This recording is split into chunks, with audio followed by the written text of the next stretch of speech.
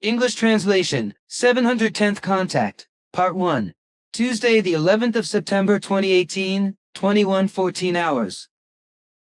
There you are waiting, dear friend. Greetings and welcome, Ptah. Greetings to you too, Edward, dear friend, and thanks for your welcome. Unfortunately, I was not able to come earlier because I was with my daughter Simyase in the meantime, because important things had to be done.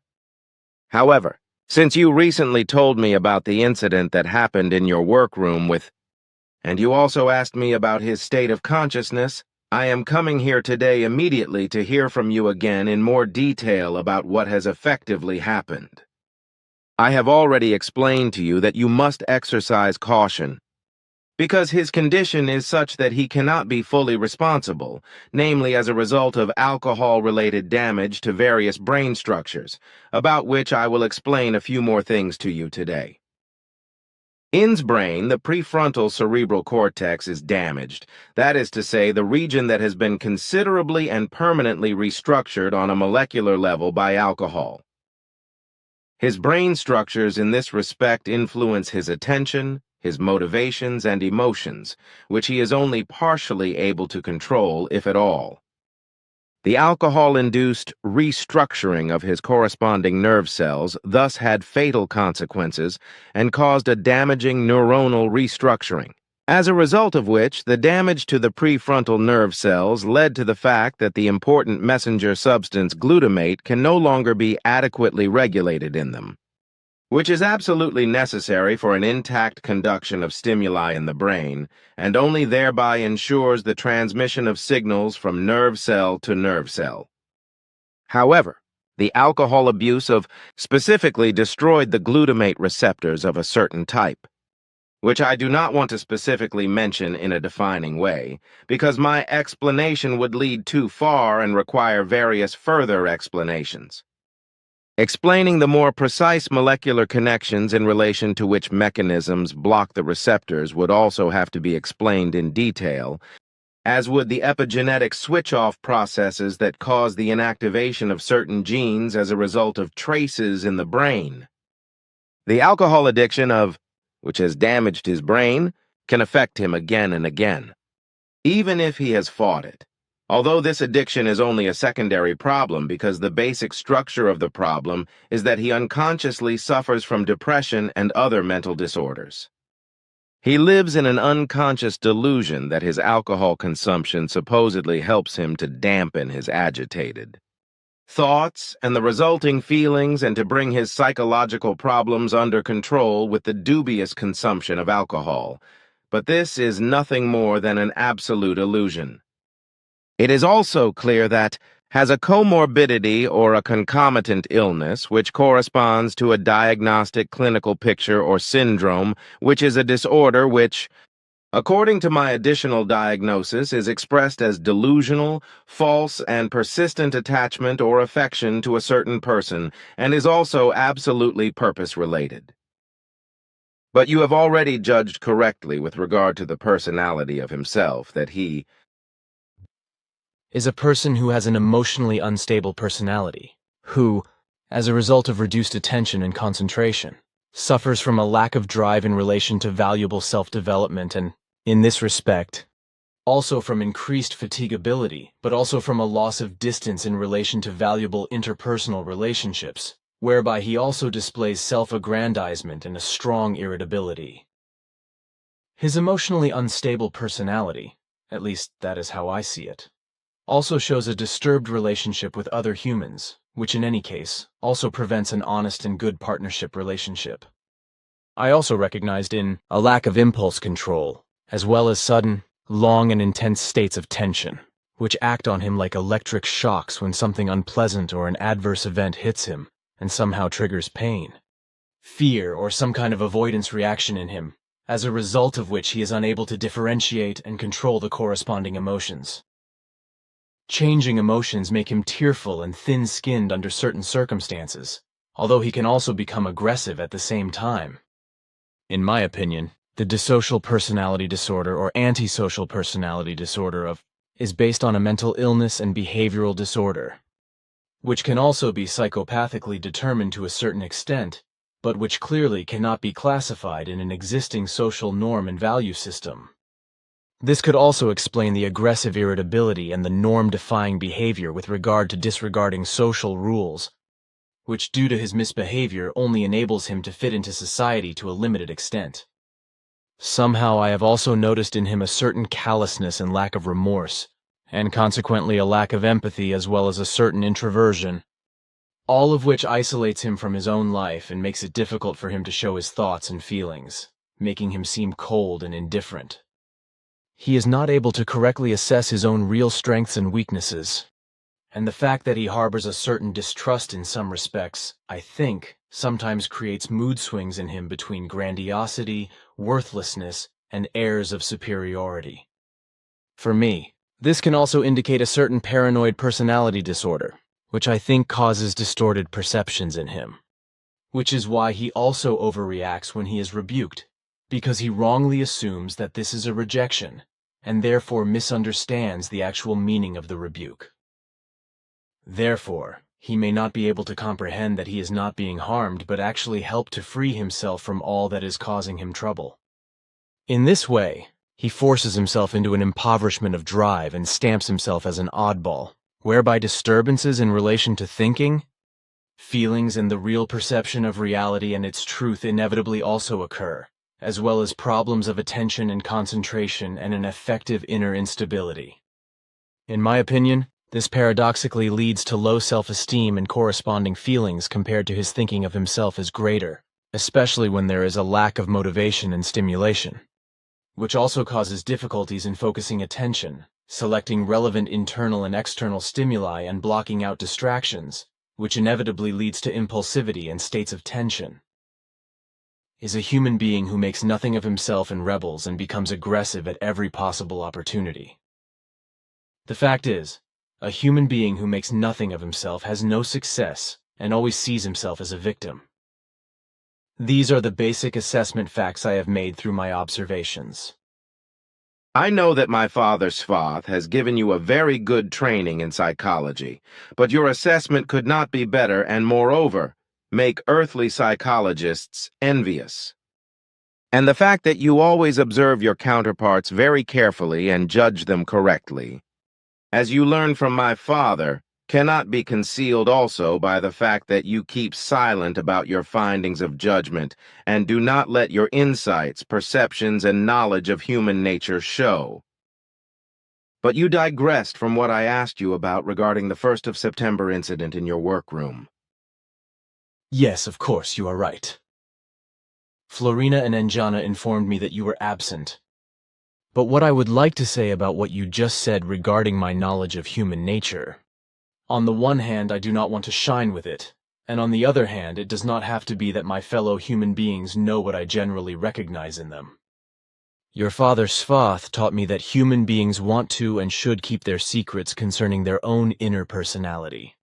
But if they cannot do this, precisely when someone finds out their personality secrets and makes them public, then they feel naked and exposed, which makes them insecure and afflicted with fears.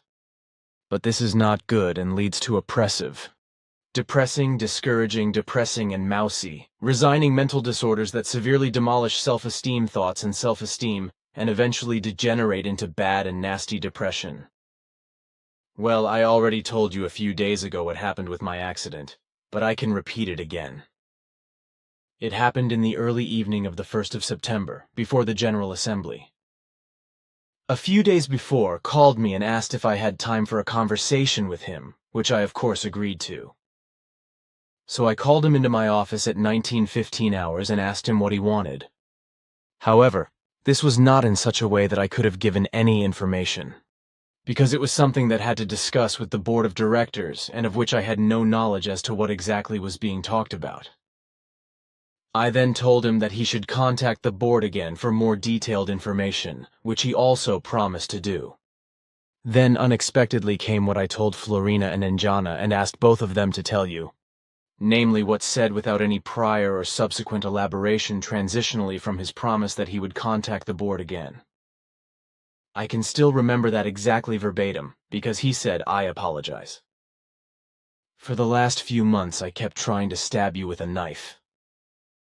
And just as he said that, got up from the sofa at the exact moment Piero came in, because I had left the door open for him at Eva's office so that he could come in. He took advantage of his entrance to leave without another word and without an explanation. I have not seen him since, but only heard from Andreas yesterday that he had signed up to come here and work again the day after tomorrow. Then you should exercise caution, although this applies not only with regard to but also otherwise to what I have explained to you in connection with the renewed controversy and the threatening attacks. However, I still have the following to explain to you, which, however, shall not be officially mentioned if you retrieve and write down our conversation. A short Google search on the name Wilhelm Reich illustrates this clearly. See Wikipedia? What you should do now, however, requires the enlightenment of all FIGU members and the extensive FIGU readership around the world. Because for this, I think that they must be informed in their entirety regarding this campaign of lies and slander against you. The FIGU, all FIGU members and FIGU-friendly-minded people, as well as the FIGU readership. Further, however, in addition to the new campaign of lies and slander, which is due to the lying and slandering efforts of your ex-wife as, unfortunately, is also due to your younger son, which goes hand in hand with the acting against you in a malicious manner, vindictively and also with lies and untruths. I must also bring up the following, which is connected with the earlier worldwide controversy, what all happened and had to be arranged at that time. Moreover, not everything could be said openly, but had to be kept so vague that much had to be stated only in hints or veiled, as well as obscuring and glossing over the true facts and names, etc., that had its certain reasons. And the fact that various things could be said, explained and only spoken in such a way that certain deliberate misunderstandings also arose, was based on the fact that, on the one hand, as a result of the worldwide controversy already going on against you and our contacts, in the measure of the lies, smearings, intrigues, and slanders raised against the truth, it was not allowed to speak of those Earth foreigners, because of whom the dark grouping and the secret services, which coordinated together, especially those of the USA, did not recognize the truth. This was necessary in order to protect you, whereby it was especially also necessary to impoverish the underhand machinations with assassination attempts that already existed at that time, as well as with regard to all the malicious lies, defamations, the damage to your reputation, disparagements, untruths, and all the slander by which you should have been silenced. The insidious actions against you by certain secret services, through which you were also federally registered in Switzerland, should also be mentioned in this regard, as well as the machinations of the so-called black men who were integrated into the UFO hysteria at that time, who also had your daughter in their sights, and who was only spared an abduction because she luckily ran away from these dark figures and ran home when she was on her way home from school, as you know. As we found out in this regard, this dark group was out to kidnap your daughter in order to coerce you into keeping a low profile regarding our contacts, your photos and interview reports, etc. You should have been prevented from coming out in public, as well as from mentioning the dark organization in connection with you and our contacts. But when you continued undeterred, but did not mention the fact of the Earth presence of the Earth foreigners according to our order, and we spoke generally only of the Giza Intelligences, it came to pass that the dark organization became sensible that you and we Plejaren, when we still misleadingly used the false designation Pleiades for lying and fraudulent contact imitators of all kinds, had nothing to do with the Earth foreigners. Because of this, the Dark Ones were active in a threatening manner and harassed UFO observers all around and triggered fear and anxiety, fears and worries through evil threats. Nevertheless, the worldwide slanderous controversy against you had already been started, which was fed and encouraged by the simplicity, selfishness, and stupidity of your former wife, which also led to the malicious falsification of your photos. It is also the case at the present time that a new intrigue and controversy has been started against you, whereby she again puts herself in the foreground with it, and for some time has again been behaving in her stupidity in an equally simple-minded, vindictive, and rash manner. And this she does in such a way that she boasts, as she has always done, with lies and slander against you, and makes common cause with the confused, who in his hatred and vindictiveness against you himself fabricates and spreads foul-mouthed lies and slander. In this way, the new intrigue and controversy against you has been going on for some time now, also on the internet, as I have noticed. As a result of this, your younger son has also contemptuously allowed himself to be sunk so low by his mother's intrigues, lies, and slander that he himself is also unhesitatingly contemptuous of truth, lying and slandering, and in disregard of all morality, honesty, and righteousness, tramples all truth values into the mud. Subsequently, it is now also with him in such a way that he is involved through his mother's lies and slander against you, of course, together with the characterized by nonsensical hatred against you, and also denigrates you in the renewed intrigue, controversy, and lie slander campaign. And regarding all this, we should consider. If you think about it. No, I don't think about it.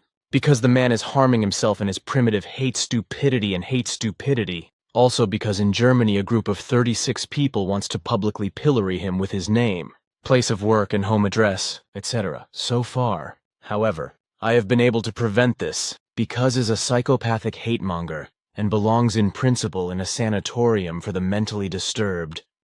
Although I doubt that he can be helped in such an institution, because he is probably a hopeless case, and, as a result of his stupidity, does not realize that he has made an idiot of himself.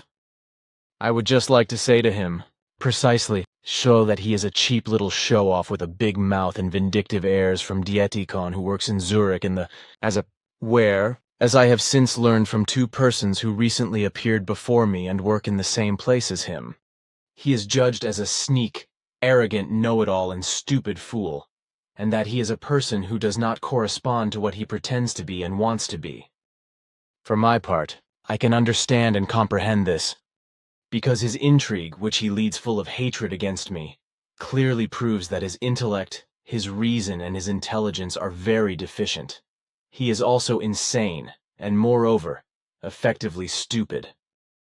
And he has only built up his hatred and vindictiveness against me because, on the one hand, as a fan of Charles Darwin, he does not want to swallow the fact that the latter filed monkey bones to prove his thesis that human beings descended from monkeys. On the other hand, as a fan of Wilhelm Reich, he is frustrated because his hobby has not gone down well with us with regard to his orgone energy, and you, Ptah, have explained exactly that orgone is fundamentally of a different kind and use than Reich falsely claimed and taught. Well, who as a delusional follower of Reich, who was a Freud disciple, who in his sex judgment delusion made his analyses, prognoses and diagnoses etc. according to sexual aspects, put his foot in his mouth with you, Ptah, in his Freudian Reichian sexist judgment. Then he changed his first friendly behavior against you, me and the Figu, into hatred and vindictiveness, and since then has been working around with dirty and primitive machinations on the internet and with authorities. The man, that is obsessed with his hatred and his desire for revenge, because how else could it be that he could fall prey to a desire for revenge and completely illogically lead an intrigue full of lies, discriminations, and insults against me, in public and with authorities, with lies and defamation told by my former wife and my younger son, on the one hand, and also with stories of lies and slander invented by himself. On the other hand, he is trying to humiliate and destroy me through sleazy character assassination. Such a human being is effectively not normal, but rather mentally disturbed and should be interned in a mental hospital. I can tell from your tone of voice. Of course, but that's all I want to talk about. Then I will now tell you what the analysis and research of the device you gave me 6 months ago to research and analyze its value in terms of vibration absorption has revealed. Several experts have exposed it to all kinds of swinging waves and all kinds of other influences during 198. days around the day and night time, and have carried out exact research and very precise controls concerning absorptions and their neutralization, as they have also kept exact records. All in all, however, all external influences of any kind acting on the device, as well as all external swinging waves of any kind, have not produced any results with regard to absorption or neutralization by or with the device. Consequently, no absorbing or neutralizing effect could be detected on other apparatuses which were designed to react sensitively to influences of any kind and also to diverse swinging waves, just like a human life form. The effect produced was that all influences and swinging waves of all kinds fully affected and even damaged this apparatus, without any absorbing or neutral effect being produced by the apparatus you gave me to test. So it's all smoke and mirrors, just imagination and belief when an effect is perceived or experienced. So the device does not absorb or neutralize any swinging waves or radiation, just as I have found for myself, for I have had one on my work table for years and another in a rack in the living room, yet I have not made any observation all this time. Our research and analysis result is exactly what you say. Then that is also clear. But I want to say something again about he is not only full of hatred and vindictiveness, but really sick in the head and not a master of clear senses, which, however, he cannot perceive in his stupidity and lack of intelligence, and cannot realize his damage to consciousness in this respect. Then I want to end this subject and hear from you what you have to say about the matter of the Giza Intelligences, who were in reality the Earth foreigners, of whom there has been talk since time immemorial. So I have another question about Fatima, because at that time, on the 12th or 13th of October 1917, tens of thousands of onlookers in central Portugal were able to observe and witness a furious solar phenomenon. As early as the mid-1950s, Ascot told me that the whole thing had been arranged by the Earth foreigners, whereby Ascot also took me back in time to the exact moment when the event took place, which gave me the opportunity to observe the spectacle for myself and to realize that the alleged solar phenomenon had been conjured up for the whole crowd of onlookers by an Earth foreigner's flying objects. Nevertheless, Ascot, your daughter Simyase and I, at the 34th contact conversation, on the 14th of September 1975, foisted a misinformation on the public because we said something that was only half truthful, namely, the following.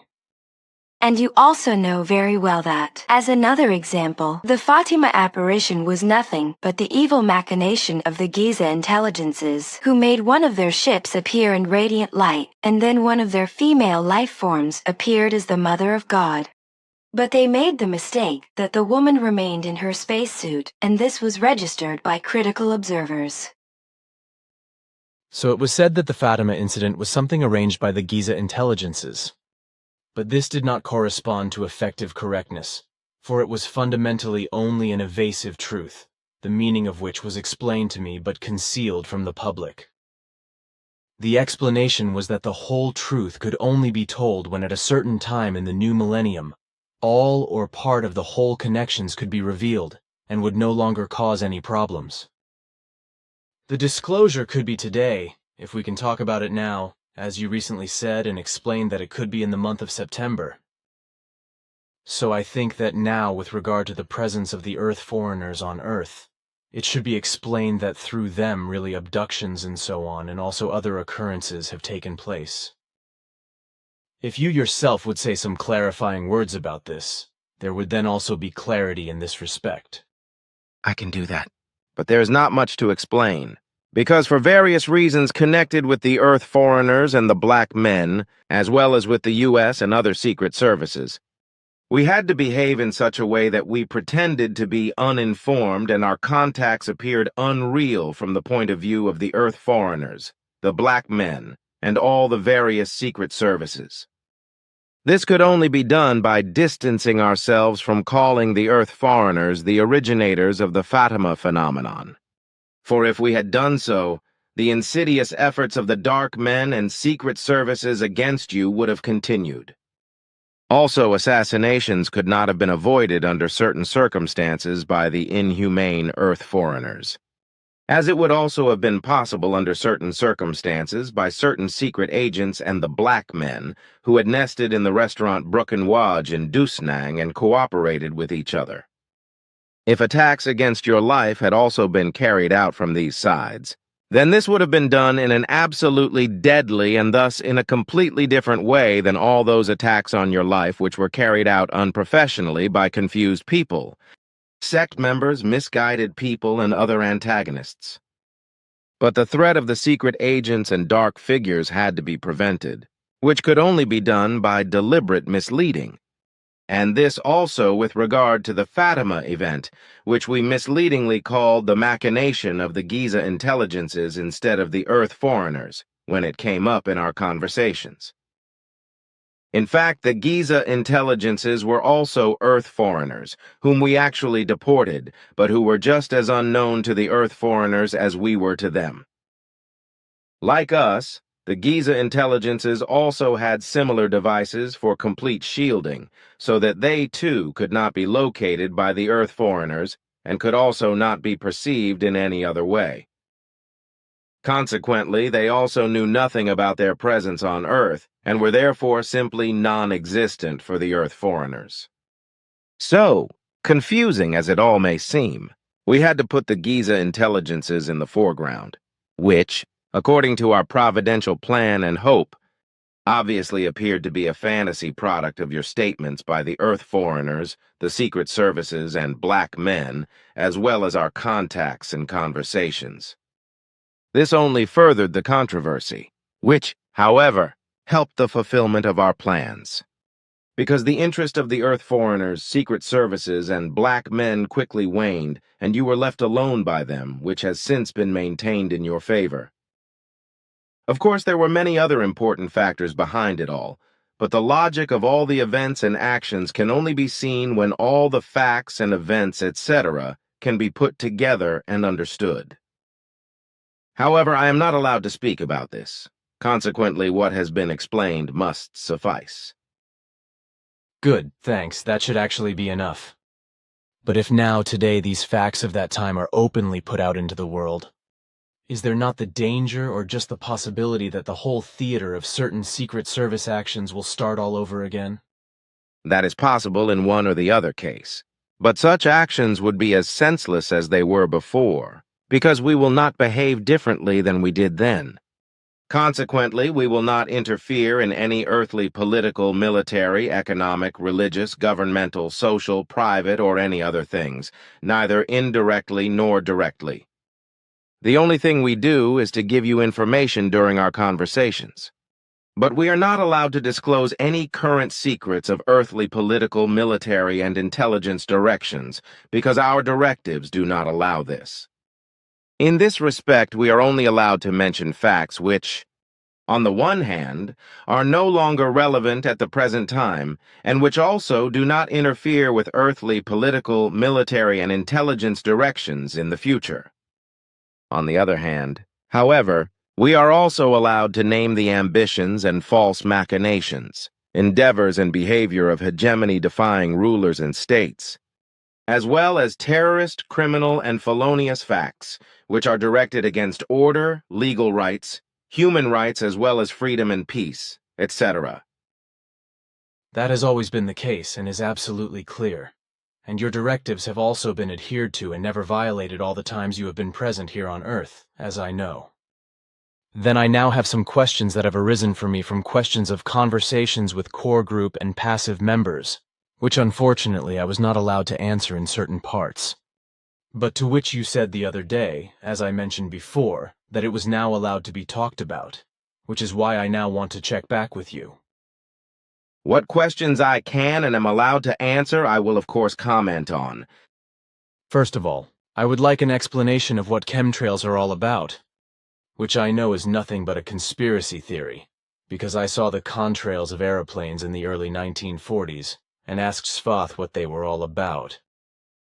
But now I keep getting telephoned by people asking about it, which is why I would like to hear an explanation from you sometime, which has been before but can certainly be cited again. As you say, on the one hand, it is a nonsensical conspiracy theory. On the other hand, it is really just condensation trails, which are formed by exhaust fumes from aeroplanes, as narrow, long white trails visible in the sky, which form behind the aeroplanes and which are formed by condensation of water vapor in the exhaust fumes of the aeroplanes when the air is sufficiently cold and humid. Explained in more detail, condensation trails, or homo mutatis, are long and thin artificial clouds that form especially in the wake of aircraft due to water vapor and other exhaust gases, as well as negative pressure. They form permanently at flight altitudes of about 8 kilometers and above, when engine exhaust gases containing water vapor and soot meet relatively cold air. As a result, artificial clouds or contrails can form in the atmosphere at otherwise cloud-free altitudes and persist for a long time. Wikipedia. Contrails belong to the group of cirrus clouds and are also an important class of anthropogenic clouds. In humid air, they can also occur at lower altitudes. There, they can also consist of droplets instead of ice crystals. Thanks. But first, I would like to mention the following knowledge that I know. I would like to begin with the old subject which is brought up again and again, in which you play Yaren, and your earlier statements concerning the Earth future and the Earth foreigners are the most important questioning factors, on which I would like to address the first question as follows. Although the whole of the first question or statement which I am addressing has already been discussed several times, it has not been discussed openly, and therefore I have not understood it, which is why new questions arise again and again, some of which I can answer, but others I must remain silent about. So then this, you play Yaren are involved in our Dern universe, that is to say, Dern space-time structure absolutely only on Earth in relation to Earth humans and nowhere else in the whole Dern space-time structure, and that also not in our Sol system.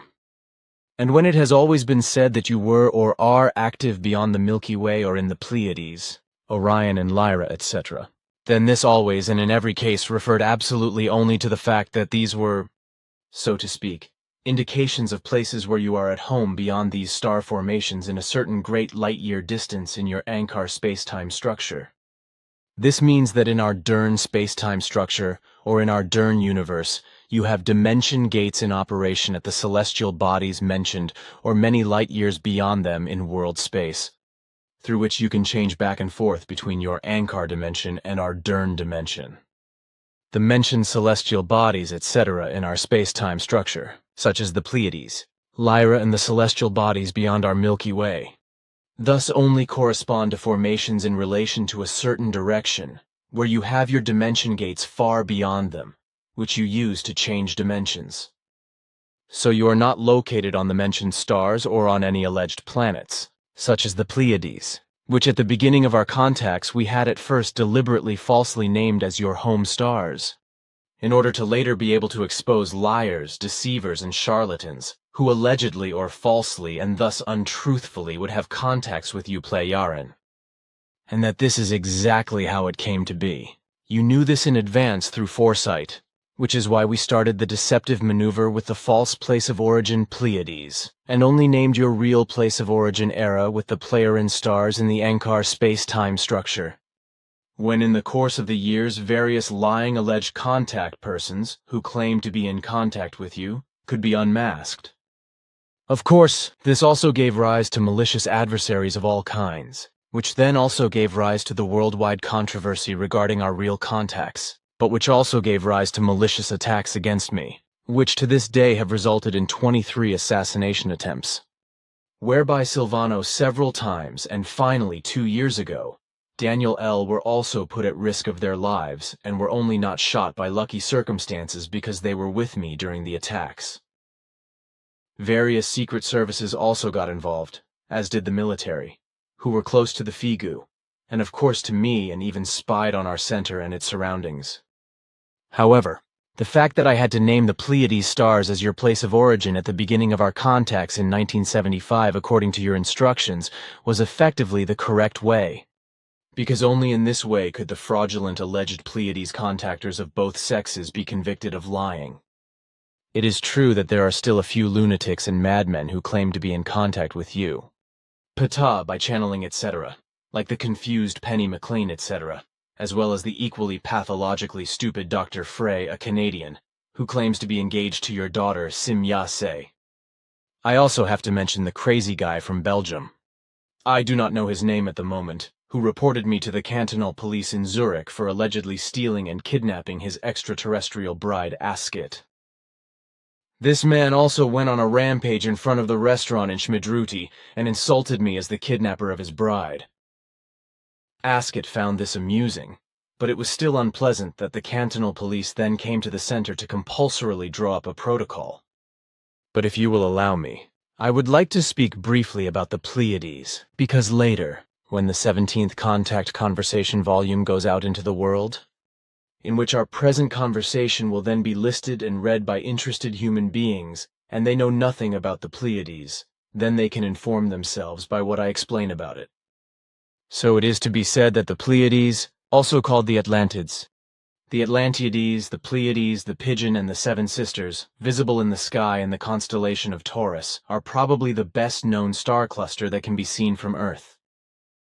The conspicuous light blue patch of light, in which about 5 to 6 stars can be seen with the naked eye, is actually a whole cluster of many hundreds of stars, which can only be seen with a telescope. These stars, or rather the stars of the Pleiades, are about 385 light-years away from the Earth, which means that their light takes 385 years to reach the Earth. So the human beings of Earth now see them as they looked 385 years ago. The Pleiades stars were formed together from a gigantic cloud of gas, and according to your Pleiadian calculations, their age is 65 to 70 million years, so they are still quite young in contrast to the Earth, which is much older at 5.5 billion years, and which, contrary to your Pleiadian calculations, is calculated by earthly scientists to be only 4.5 billion years old. So when the dinosaurs populated the Earth, there were no Pleiades stars yet, which I myself saw when your father Svath and later also Askit and your daughter Simyase took me to the Pleiades regions. Various of the celestial bodies are also still surrounded by an impressive blue aura, gases colored bluish by starlight, which actually correspond to primordial nebulae from which the celestial bodies were formed. Those are the first question facts that I could actually answer myself, but about which you might have something to say. Your statements are correct and therefore need no correction, as well as no further conversation. What I want to say, however, relates to the mobility of your right shoulder and armpit joint, as well as your arm, hand, and fingers. When I observe your apparently effortless movements today and take into account your severe injuries, your faultless and fluid mobility seems somehow unreal to me. Unreal because your severe bodily injury, which was associated with a trauma, as I recognized very well when I clarified the exact circumstances and made an exact diagnosis, would have required a problematic and, for you, due to your artificial heart valve, risky surgical intervention for the insertion of a shoulder prosthesis or an artificial shoulder joint. I will explain the following so that you understand what should have been done. An artificial shoulder prosthesis consists of a ball and socket joint on the shoulder blade and a ball and socket joint on the upper arm. The articular cartilage covers both the socket and the ball and allows the joint surfaces to slide optimally. The glenoid cavity of the shoulder is only flat and covers only a small part of the ball of the joint, which is what gives the shoulder joint its great mobility. For such an operation, and that this joint can then also function well, the prerequisite of an intact soft tissue mantle must be given. For this to be the case, the joint capsule with its ligaments, as well as the tendons and the surrounding musculature, must be completely intact.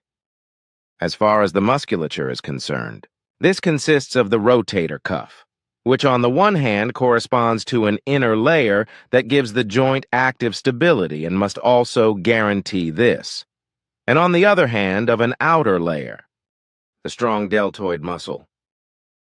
Both are responsible for the active lifting and movements of the arm, and the vessels and nerves that supply the arm also run in the immediate vicinity of the joint. Artificial joint replacement would have been necessary for you, because the damage to the joint surfaces was actually irreparable, which meant that the function was as good as limited, and the associated pain could no longer be treated. The operation should normally have been performed in order to minimize the individual's suffering and the extent of the restriction of quality of life, as well as to reduce pain and restore good shoulder function for daily life. However, you have refused this intervention and are trying to heal yourself, which you seem to be able to control and achieve a great deal, but this is still incomprehensible to me at present. Because your severe injury would really have required surgical intervention, as I have now discovered after lengthy clarifications and a precise diagnosis. However, after all my clarifications, which were very time-consuming, I have to say that you did well to refuse the surgical intervention because the risks of survival were too low, as you yourself assessed the whole thing.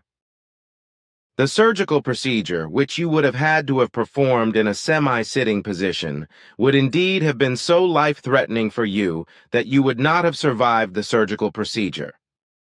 This would have happened because your heart would not have been able to pump the necessary amount of blood to the brain via the artificial aortic heart valve that was inserted into you in an emergency at the University Hospital in Zurich on the 12th of June 2015. With regard to what you explained to me in this regard on the 29th of July, according to the information provided by the assistant surgeon, I have now sought precise clarifications, which unfortunately I have only been able to carry out in the last few days, which is why I can only state my findings today. However, what I have observed and seen today and since I have been here, namely your ability to move your armpit and shoulder, your arm, your joints, hand and fingers, is more than astonishing and indicates that there are only minor restrictions of movement, which means that you will probably have few, if any, movement problems in the course of time. But as I can also see today, you are making an effort to maintain your ability to move, despite obviously enormous pain, although you don't want to let on that you are doing so. And I have to say that everything corresponds to a phenomenon and is a thing that I must first try to fathom, because from my medical point of view, the whole thing is much more than just amazing. And that although I'm already used to a lot concerning everything that you have managed to do with regard to events during your life and with regard to the mastery of your body. You also notice everything, my friend, precisely because of the pain. Of course the pain is there and will probably last for many months, but I only have this one right arm, and it means that I cannot take pain into account because I have to make it fully functional again. Nothing comes from nothing. I can understand that, but... Aha, you too. Already Eva is constantly on my case about it and says I should not exaggerate. That's what you were about to say, isn't it? Yes, something like that. Exactly. But I think differently about that. Namely that complaining and playing the sniveling game is something for human beings who can't muster any self-initiative for their own life support and therefore only complain about their aches and pains. Run to the doctor and get pumped full of medication, instead of pulling themselves together and taking their own health well-being and woe into their own hands with their own strength. Such human beings believe that medicine will take care of everything, keep them alive and give them everything they need for their well-being and to ward off and keep away their pain.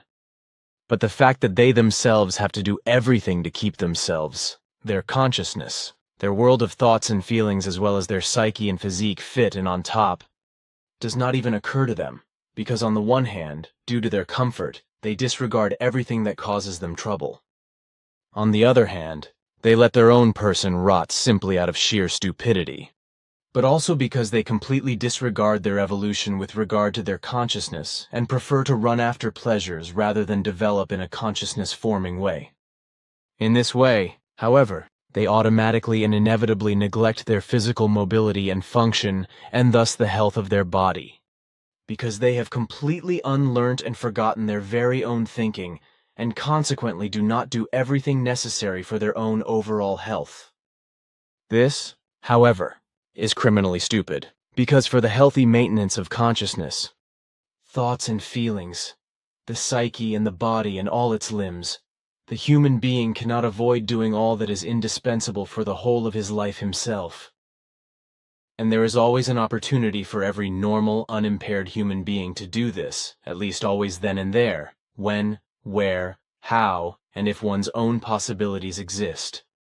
But if this is not done and health damage is caused in any way, then this is the unforgivable fault of the human being concerned himself. Even if he complains and sees himself as a victim of evil suffering, and thinks that he should be pitied by his fellow human beings for his personal stupidity, laziness and inaction with regard to his own duty to preserve his health.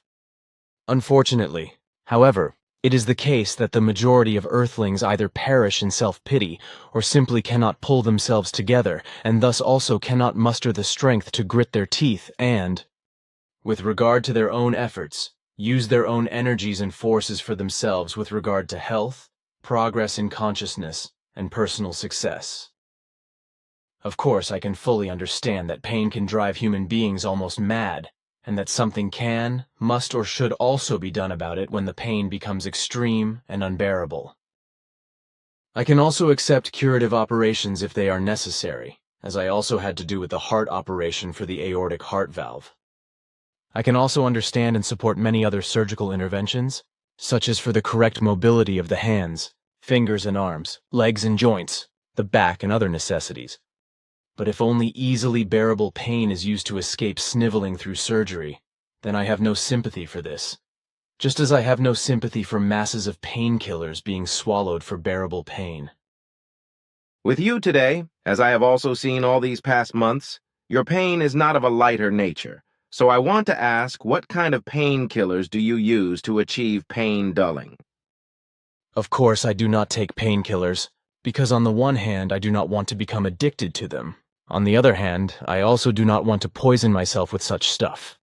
Nor do I want to anesthetize myself, because I want to and have to remain clear-headed, sane, and rational, no matter whether the pain level is high or low. Besides, after about 3.5 months, it is now the case that the intensity of the pain is slowly decreasing. It is diminishing and becoming more bearable. Anyway, as long as I can still cope with the pain, I do not take any painkillers, and if it was no longer bearable, then I could still worry about whether or not to take a painkiller if necessary. For an emergency, there are also opiates and opioids, which are very strong painkillers and anesthetics, but I generally don't take them, as I did after my accident in Turkey when my left arm was amputated. As you know, I discharged myself from the hospital in Iskenderun 9 days after the serious accident due to untenable medical conditions, after which I asked for painkillers in the hospital in Halep or Aleppo in Syria because of the pain, where I was then given morphine and also given the corresponding medication on the way, but I threw it away after just one use because I began to hallucinate from it. I know all that, and also I think that the whole event and all the circumstances were such that you could not have survived it. But how you have survived everything, and without any special fitness training, you have survived until today with almost 82 years, which comprise your actual age on Earth, as well as the further more than 18 years that you have spent in times of the past and the future. So that you are older and de facto over 100 years old, that shows an extraordinary performance potential that I can only call fulminant, overwhelming, and spectacular. Your stamina, energy and strength, and your condition as well as your performance potential you have obtained just by your natural body movements, and this corresponds to very much more than just an exceptionality. So it was exactly the same at the time of your accident, which was also very serious at that time, when Ascot was absent for 3 months, as a result of which you could not expect any help from her and were completely on your own. What Ascot told me about it once, after she had clarified all the incidents of your really very serious accident and all the further connections, after I was informed about everything, you managed everything on your own, as usual, despite her lack of help. What you endured when you discharged yourself from the hospital in Iskenderun 9 days after your accident, and The amputation of your left arm and fell victim to an etiologically unspecific brain orgasmic syndrome and thus a life-threatening condition was actually much more than you could have endured. This is especially true with regard to all your spectacular and sometimes very frightening, adventurous and daring yet unwillingly taken risks and incidents, which I will not only describe as incidents, experiences, and happenings, but as effective craziness. How you then still managed, despite your bad physical condition and the impairment of your consciousness, which according to Askett's statements and explanations were really life-threatening, to get from Iskenderun in southern Turkey overland some 2150 kilometers to Kuwait, and only there to become conscious of yourself again. That is for me just as inexplicable a phenomenon as also now the phenomenal mobility of your right arm, your armpit, shoulder, hand, and fingers. It was just the way it was then, and it is also the way it is now. And I don't see anything special in it, which is why we don't have to talk about it. Also because it makes me uncomfortable. But what you said and meant about the weird etiological brain syndrome, or what you called it, what does that mean? Because I don't understand what you mean by that. To explain it to you, I have to do this in a simple way.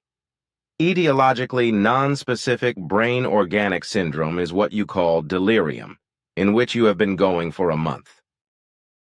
This is an acute, severe, in principle reversible, organically induced psychosyndrome with a massive disturbance of consciousness.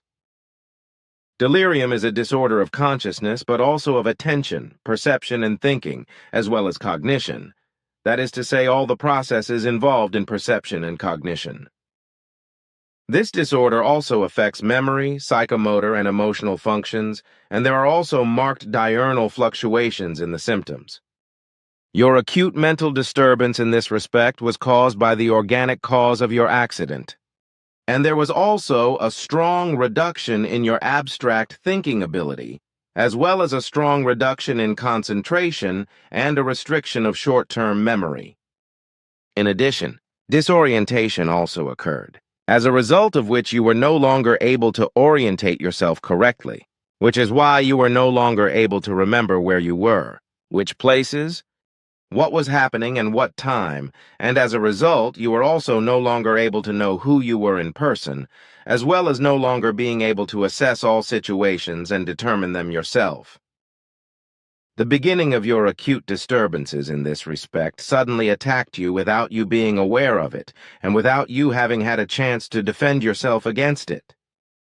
The symptomatology that afflicted you, however, sometimes fluctuated in the course of the day, which is why you had symptoms of lucidum intervallum in between, in which, in spite of your disturbance of consciousness, you were in full possession of your powers of consciousness and were able to realize everything that opened up to your perception. Thanks for your comments. If I assume correctly, lucidum intervallum means something like lucid moments, doesn't it? That is correct. But what you mentioned regarding pain medication, I will add that I can understand your opinion, because too much of a good thing can effectively lead to serious health disadvantages. Painkillers can be overdosed relatively quickly, leading to nausea, vomiting, abdominal pain, sweating, and severe liver damage, as well as kidney damage with long-term use, which is particularly dangerous for alcoholics and liver patients. However, painkillers of all kinds may also lead to all kinds of ailments, such as allergic skin reactions, oedema, gastrointestinal bleeding, headaches, dizziness, abdominal pain, or allergic shock reactions, as well as gastrointestinal ulcers or blood formation disorders. However, this does not only apply to otherwise healthy persons, but also specifically to pregnant women. I also thank you for these remarks, dear friend, but all in all, enough should now have been said about my personality. Because on the one hand, all the relevant things and stories have already been mentioned often enough during all the past years and, in my opinion, are irrelevant anyway. On the other hand, such remarks are also not that important, but only prevent me from bringing up my other questions. And finally, I don't like, I must say, making a fuss about me or about something I have done. So please. I do not agree.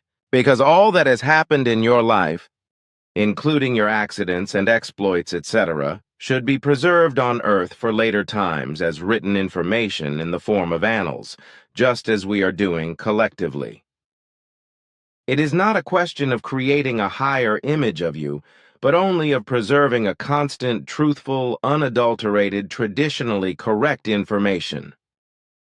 But that is already being done through Bernadette, because she is writing my biography, according to me. That is probably correct. But necessary biographical information of the kind mentioned should be mentioned and listed not only from your mouth and from Bernadette, but also from other quarters, as just from me. Which you have now done, which is why I want to insist again on the bringing forward of my questions, if I may. Of course. Good, thanks. So my next question. We have often talked about the Earth foreigners and the Earth future, also in connection with their alleged contacts with Earthlings, to which you have explained that such contact connections between extraterrestrials and Earthlings do not exist, but would correspond to lies, frauds, fantasties, and charlatanries. This was also recorded in writing, word for word and true to the spirit, in our official reports of the talks, although I had to leave out and omit everything that you told me and explained to me in secrecy when I called up and wrote down the reports of the talks, which could only be spoken about openly in or after the second decade of the new millennium. Now, the question about this, whether I may talk about it now or only after 2020 and address some of the secrecy that still applies to me, because again and again I receive inquiries that refer to the Earth foreigners and Earth future, because these are obviously things that give the Earthlings no peace. The general situation of secrecy with regard to the facts mentioned to you earlier has since calmed down and changed to such an extent that in the present time it is possible to speak openly, at least in certain parts, about the details, findings, data, particulars, and facts mentioned to you then. Good, then that is clear, which is why I think probably you can explain what is necessary on this, which is outside the rule and the proviso. Exactly, I do not want to do that, because it is only correct if you yourself make the necessary explanations about it. Because I think that through that I can check and evaluate your present power of recollection, which corresponds to a necessity because in the near future there will be some things that you will have to deal with and which will require your powers of recollection concerning certain matters. However, even though you are now to speak openly about our earlier statements, some details must remain unsaid, as I have already said, which is why you must exercise caution. Aha, if you say so. What is the matter you are referring to? I will ask about that later, because it is probably not an official matter, otherwise you wouldn't want to test my memory, would you? But how should I formulate everything? I mean that I must also speak of you when I say what is necessary. Should I speak of you or of the Plejaren? Correct, it is an unofficial matter. And since I understand that you must speak of us Plejaren, I suppose it is correct for you to use the form that suits you. Good. Then I'll talk about you Plejaren, and so I'll also talk about you and yourselves, and so on. Okay, then I will try to bring together all that was said to me at the time in relation to the Earth foreigners and the Earth future, hopefully doing justice to the matter. But this also means that I will probably have to repeat 2 or 3 times some things that were already mentioned and said a few minutes ago.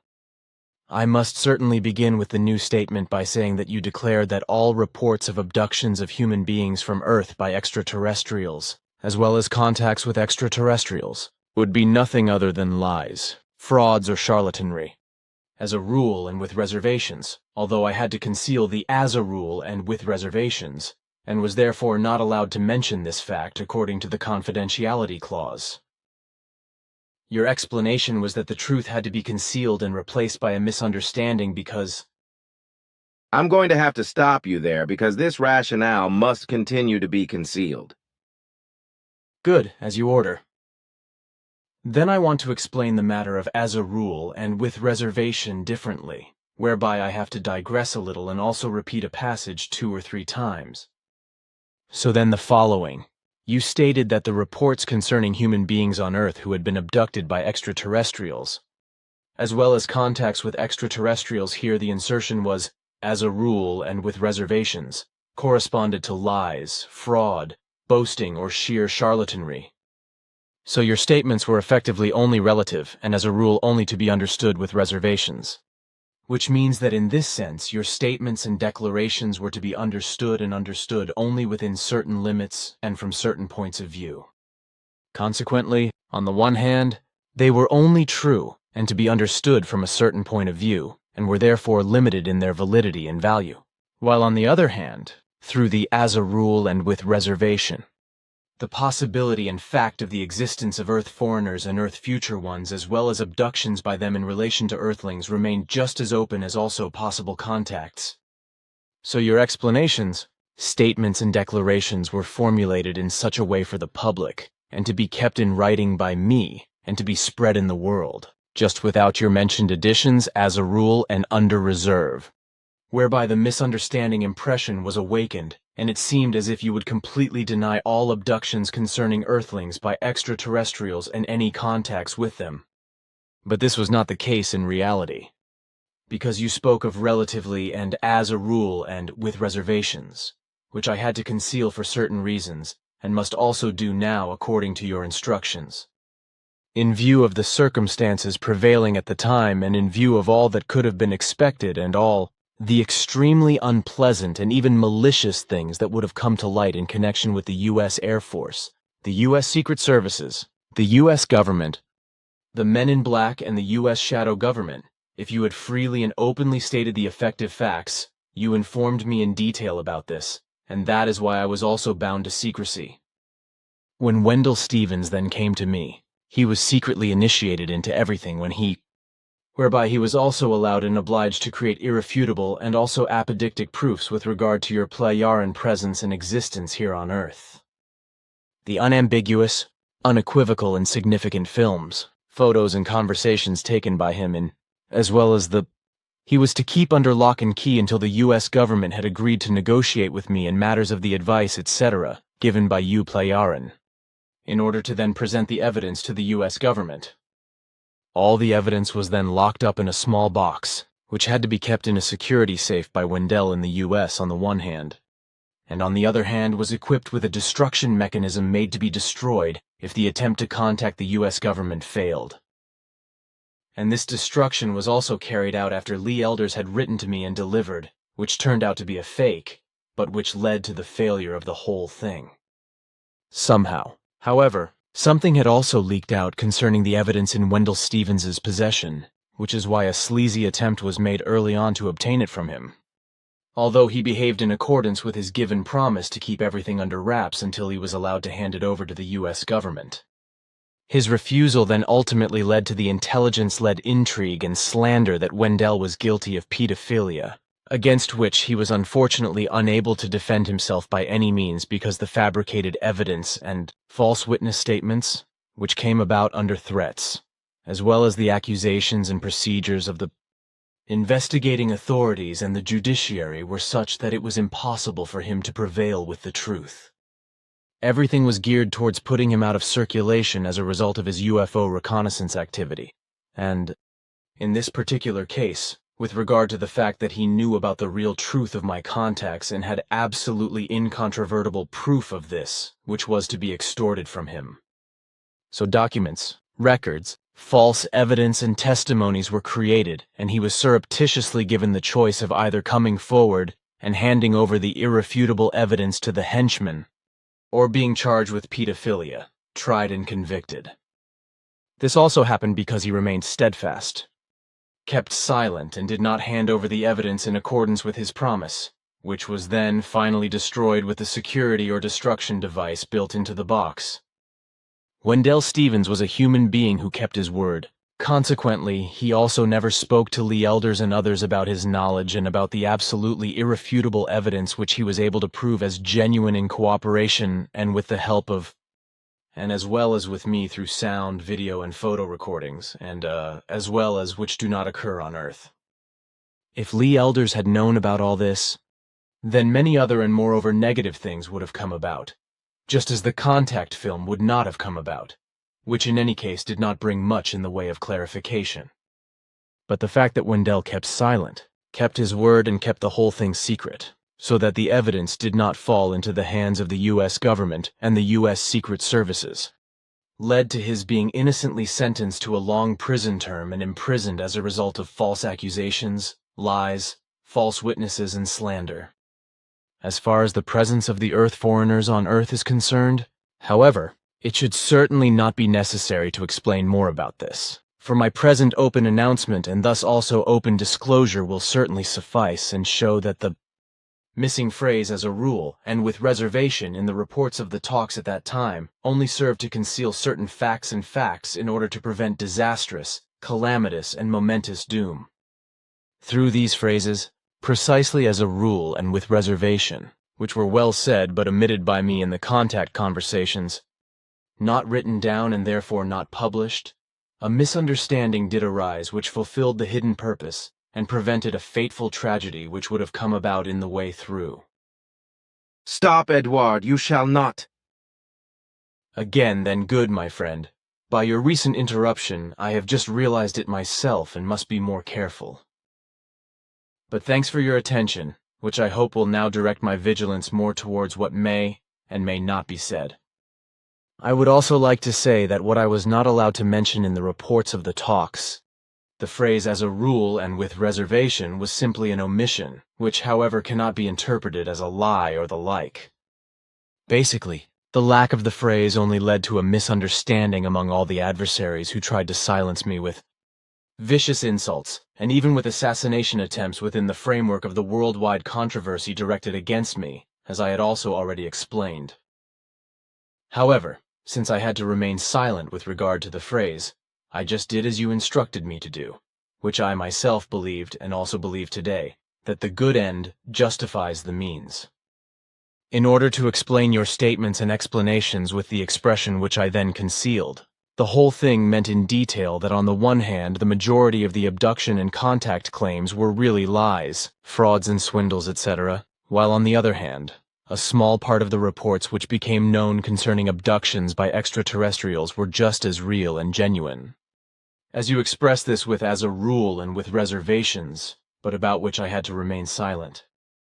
As a result of the reasoning, which I am also not allowed to give now according to your objection, the abductions by extraterrestrials and the few trivial contacts had to be denied and their reality excluded and questioned by a misunderstanding.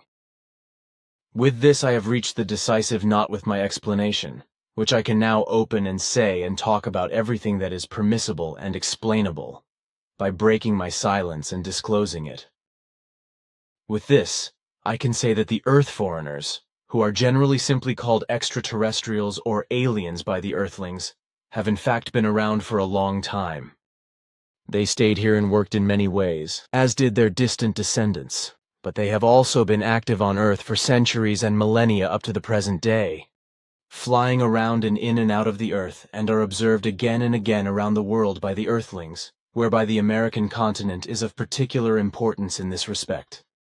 Their early ancestors worked in many different ways on Earth, and also in various countries in Asia, North Africa, and partly in Europe, but mainly in the early days in the North African country, which in later times was called Kemet, and then finally in later times Egypt, after which this name has been preserved until today. Your father Svath taught me during a leap in time into the past to the land there, where the Earth foreigners ruled at that time, whom he called Long Skulls, and whom I have seen myself, that they had been on Earth for thousands of years. Because, in contrast to the round skulls of the human beings of Earth, they had skulls that were long and thickly protruding towards the back. They stood out unmistakably from the human beings of Earth just as other Earth foreigners did around the world, such as giants up to about 3 meters tall, half-small people with large and somewhat V-shaped heads and excessively large eyes. Various such long skulls have also been found in modern times by archaeologists, etc., although to this day people still puzzle over what secret is connected with these skulls, which were not from human beings of the Earth, but belonged to Earth aliens. Shvath also explained to me that the name for the land, Kemet, as it was later called, simply meant black or blacks, and that it actually meant the fertile black mud of the Nile that flooded the land every year when the river overflowed its banks, while in contrast the sun-baked red earth or desert that dominated the land was called Deshret. The land, however, was much larger then than it is today, for it reached much further into the Mediterranean than is the case today. But it then happened that during a strong earthquake, a large landmass sank into the Mediterranean, whereby, if I remember correctly, this occurred when in 3453 B. Emmanuel in the Mediterranean Sea, the volcanic island blew up, and in its aftermath then a huge tsunami raced across the sea to Egypt, and there triggered the 7 biblical plagues, which however were completely different from what is falsely claimed in the Jewish Torah and in the Bible. And to this it is also to be said that 2 biblical versions exist, namely these. According to Exodus 7:11, there were supposed to have been 10 plagues, turning all waters into blood, frogs, mosquitoes biting flies, cattle plagues, smallpox, hail, locusts, eclipse, killing of the firstborn. According to Psalm 105, 26:36, there were 7 plagues: darkness, water becomes blood, frogs, bugs, and mosquitoes hail, and lightning destroy vines and fig trees, locusts and beetles, death of the firstborn. Well, what I said about disappeared cities, etc., I was also able to visit with Shvath in the distant past. For example, in the south of Japan near today's Yonaguni, where about 4 millennia ago a city with a great civilization was located, whose landmark was a large megalith which had been erected by earth foreigners and then sank into the sea during a great seaquake. It also happened on the west coast of India in the West Indian state of Gujarat, where about 9,000 years ago a very rich city full of life was settled and which, if I remember correctly, was called Dwaraki, Dwaramki or Dwaramati, which I had also visited with Svath. But this city sank into the sea bit by bit due to 3 severe seaquakes. The first such event occurred about 8,500 years ago, with part of the land and the city sinking into the sea, then a second event of the same kind about 7,500, and then again one about 5,500 years ago. Moreover, about 21,000 years ago, when Svath took me to India and the whole of Asia so that I could see and learn all that was there for me to know, there was a 6th great continent then, where the Indian Ocean is today.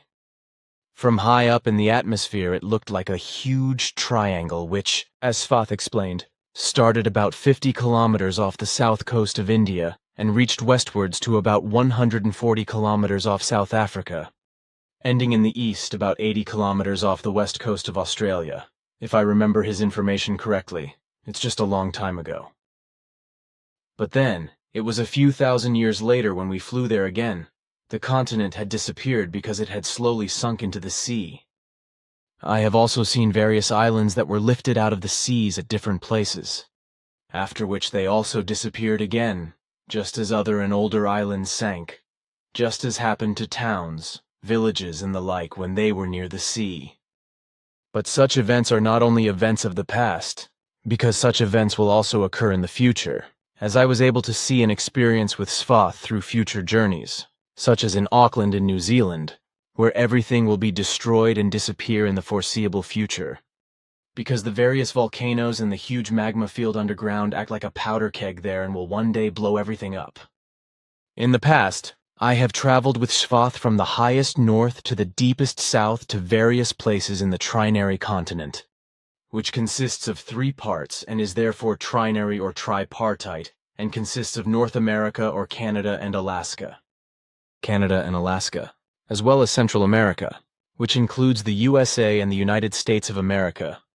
Then in the South and Central America, Mexico, Guatemala, Belize, and if I put them all together, then also El Salvador, Honduras, Costa Rica, Nicaragua, and Panama.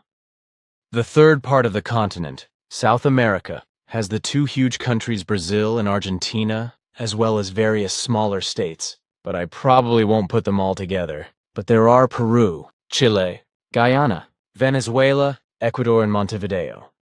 Also Bolivia and Colombia, which just come to mind, although Patagonia and Tierra del Fuego should certainly be mentioned at the southernmost tip Wikipedia other states: Paraguay, Uruguay, Suriname. And there I also got to know various indigenous cultures. I was in America in prehistoric times, when this continent was much larger than it is today. About 25,000 years ago, Florida, for example, was 3 times bigger than it is today. Because huge parts of it have sunk into the sea since then, as will continue to happen, because another third of the land that currently exists will sink in the foreseeable future. And while I'm talking about the continent of America, I should also mention that when I was there, among other things, about 14,000, 10,000, and 12,000 years ago in the past, there was still an icy cold in the far north, but it slowly disappeared. Also, at that time the Bering Sea had not yet been formed, but everything there between the American and Asian continents was still landlocked before the whole landmass sank into the sea. So at that time there was a direct connection between the 2 continents, and this connection was used by many animals that migrated from one continent to the other, such as the mammoths, to which Svath explained to me that they had spread from Rosijana, as he called the country and by which Russia is meant today, to Europe and America. Also to be mentioned are the camels, which did not originate in Arabia and thus also not in Africa, but very early in hot areas of the Trinary continent, from where they migrated, ultimately over the landmass in the north of the Trinary continent, just today called North America, whereby according to Svath's explanations they migrated over the early Rosijana, and from there spread over large areas, which today are called Asia, Arabia, and the Orient. The Trinary continent was then full of life with animals, creatures, birds, and many other forms of life that existed in deserts, primeval forests, steppes, mountains, and vast expanses of green land. Much later, or rather in the course of the last 6,000 years of history, with the help of Svath, I was also able to talk to human beings of indigenous communities and learn about some of their cultures and ways of life. And while I am on the subject, I think that what Svath explained about these natives must be explained for the wrongly prevailing understanding among the human beings of Earth today regarding the native. The term must not be understood in the way it is wrongly and erroneously understood by Earthlings as primitive or primitive human beings. According to Svath and the understanding of the Pleiadian in general, for a human being to be native or a native in no way means anything in terms of primitive or primitiveness, etc., but simply born into this community, born into this environment, born into this region, born into this land, or born into this environment, etc. This is intended to and expresses what must be understood by native human beings or native community, respectively by native community. Consequently, it is completely wrong, even absurd, to call indigenous peoples of a country primitive natives, primitive peoples and aborigines or the like, if this is understood or misunderstood to mean primitiveness or simply something primitive. Effectively, such wrong understandings are insulting and in no way show the reality and truth of indigenous human beings and indigenous communities or indigenous peoples. But if this is done anyway, then a completely false connotative or associative, emotional, stylistic, false valorizing accompanying conception takes place, which is completely alien to reality and truth, whereby a primitive and underdeveloped way of thinking, feeling, and living, as well as a profound lack of intelligence, is associated. With this, I have now digressed from what I actually started to talk about, namely ancient Egypt, etc. What I have mentioned in this connection, the disappearance of land masses, villages and towns, etc., has also occurred in many other places around the world, as it will also occur in the future, whereby England in particular will be affected, where a great deal of land will be washed away from the North Sea, as well as houses, meadows, fields, and villages. But it will also be the same for all countries bordering the North Sea, especially as a result of climate change, which will cause the poles to melt and the seas to rise, which have already risen by almost 25 centimeters to date. So many cities, villages, and land areas have sunk into the sea or the earth since time immemorial, or can still be found as ruins in the waters or on the surface of the earth. But what I still have to say with regard to the land of Egypt in early times and thus long before antiquity and the time of the pharaohs is the following. At that time, the country looked completely different from what it does today. For on the one hand, I can remember that the Nile had another large river branch to the left of its course, which flowed through a very large and long valley, whereby the Nile itself also ran much more westwards than is the case today. There was also a large city in the Great Valley where I also saw long skulls. From the Nile, and also from its tributary, far into the western land, there were countless pyramids of various sizes, as also everything was full of life, whereby also villages and cities were many huge palm forests, fertile gardens and fields, and so at that time everything looked completely different from today. There were also many animals in the vastness of the land, and in the forests and vast green areas, such as antelopes, giraffes, elephants, lions, crocodiles, and all kinds of other animals and creatures before the desert areas formed and these life forms moved away or died out. Over all the millennia, all the villages, cities, and pyramids and the fertile gardens, fields, and palm forests that at that time reached far into the western land and as far as the Mediterranean Sea also disappeared. Most of what existed at that time has been buried meters deep under the desert sands advancing from the west over the last millennia. The then flourishing land has since become largely desert until the present time, so that today only a small part of the then fertile area is visible, habitable and usable, while all the old palm forests as well as the villages and towns etc. have disappeared, and their ruins have sunk deep down into the ground and are buried.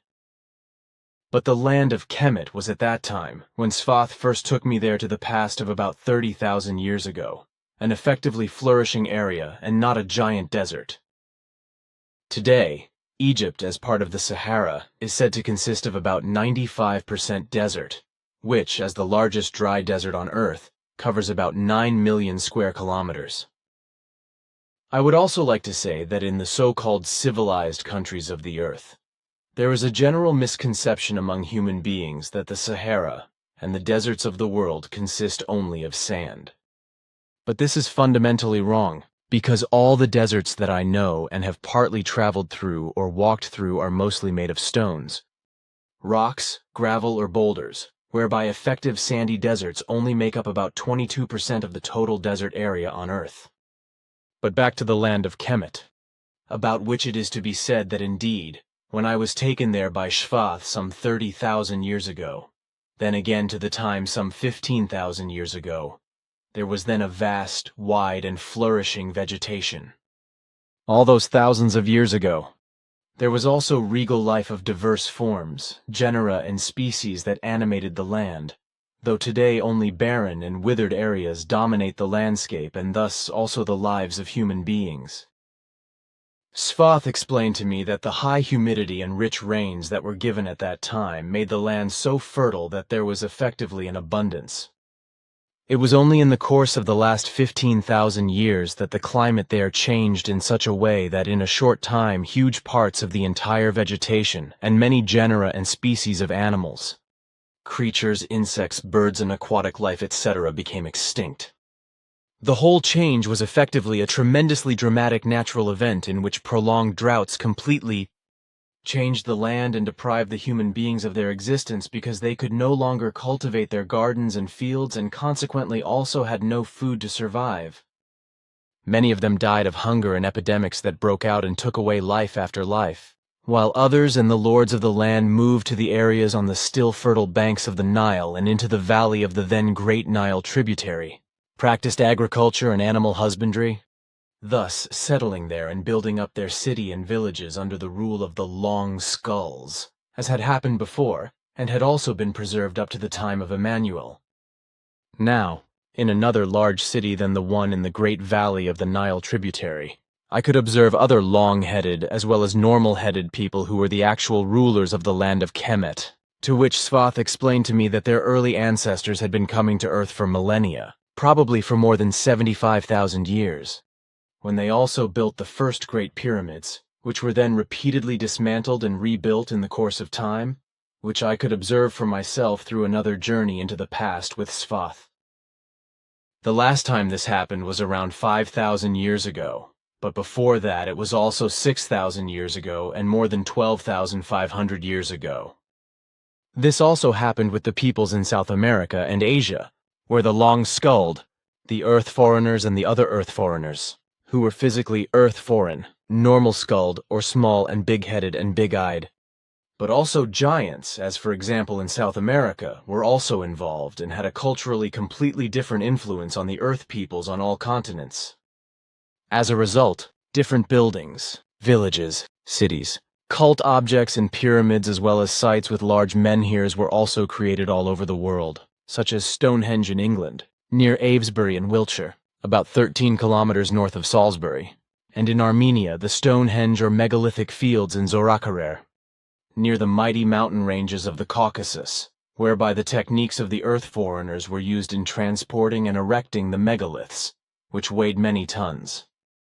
The Earthlings at that time were not capable of doing such work themselves, quite contrary to the assumptions of the so-called clever researchers and scientists of the New Age, who think up all kinds of fantastic things concerning the creation and working of monoliths, etc., which could have been brought about by the earlier Earthlings with manpower. This, like for example also the heads on the Easter Islands, which were transported and erected there with the help of Earth foreigners, as also happened in other places, where it is seriously claimed that not Earth foreigners, but the Earth foreigners themselves transported the enormous weights of tons rolling on tree trunks, and then also lifted up the monoliths weighing many tons with tree trunks and other wood and multiple manpower, etc. Svath took me to such places many times and let me see everything as it was tremendously impressive and real, and quite different from what our wise men of research and science claim. But now I have digressed again from what I was talking about, namely Egypt, for I had not yet finished with that. So then the following.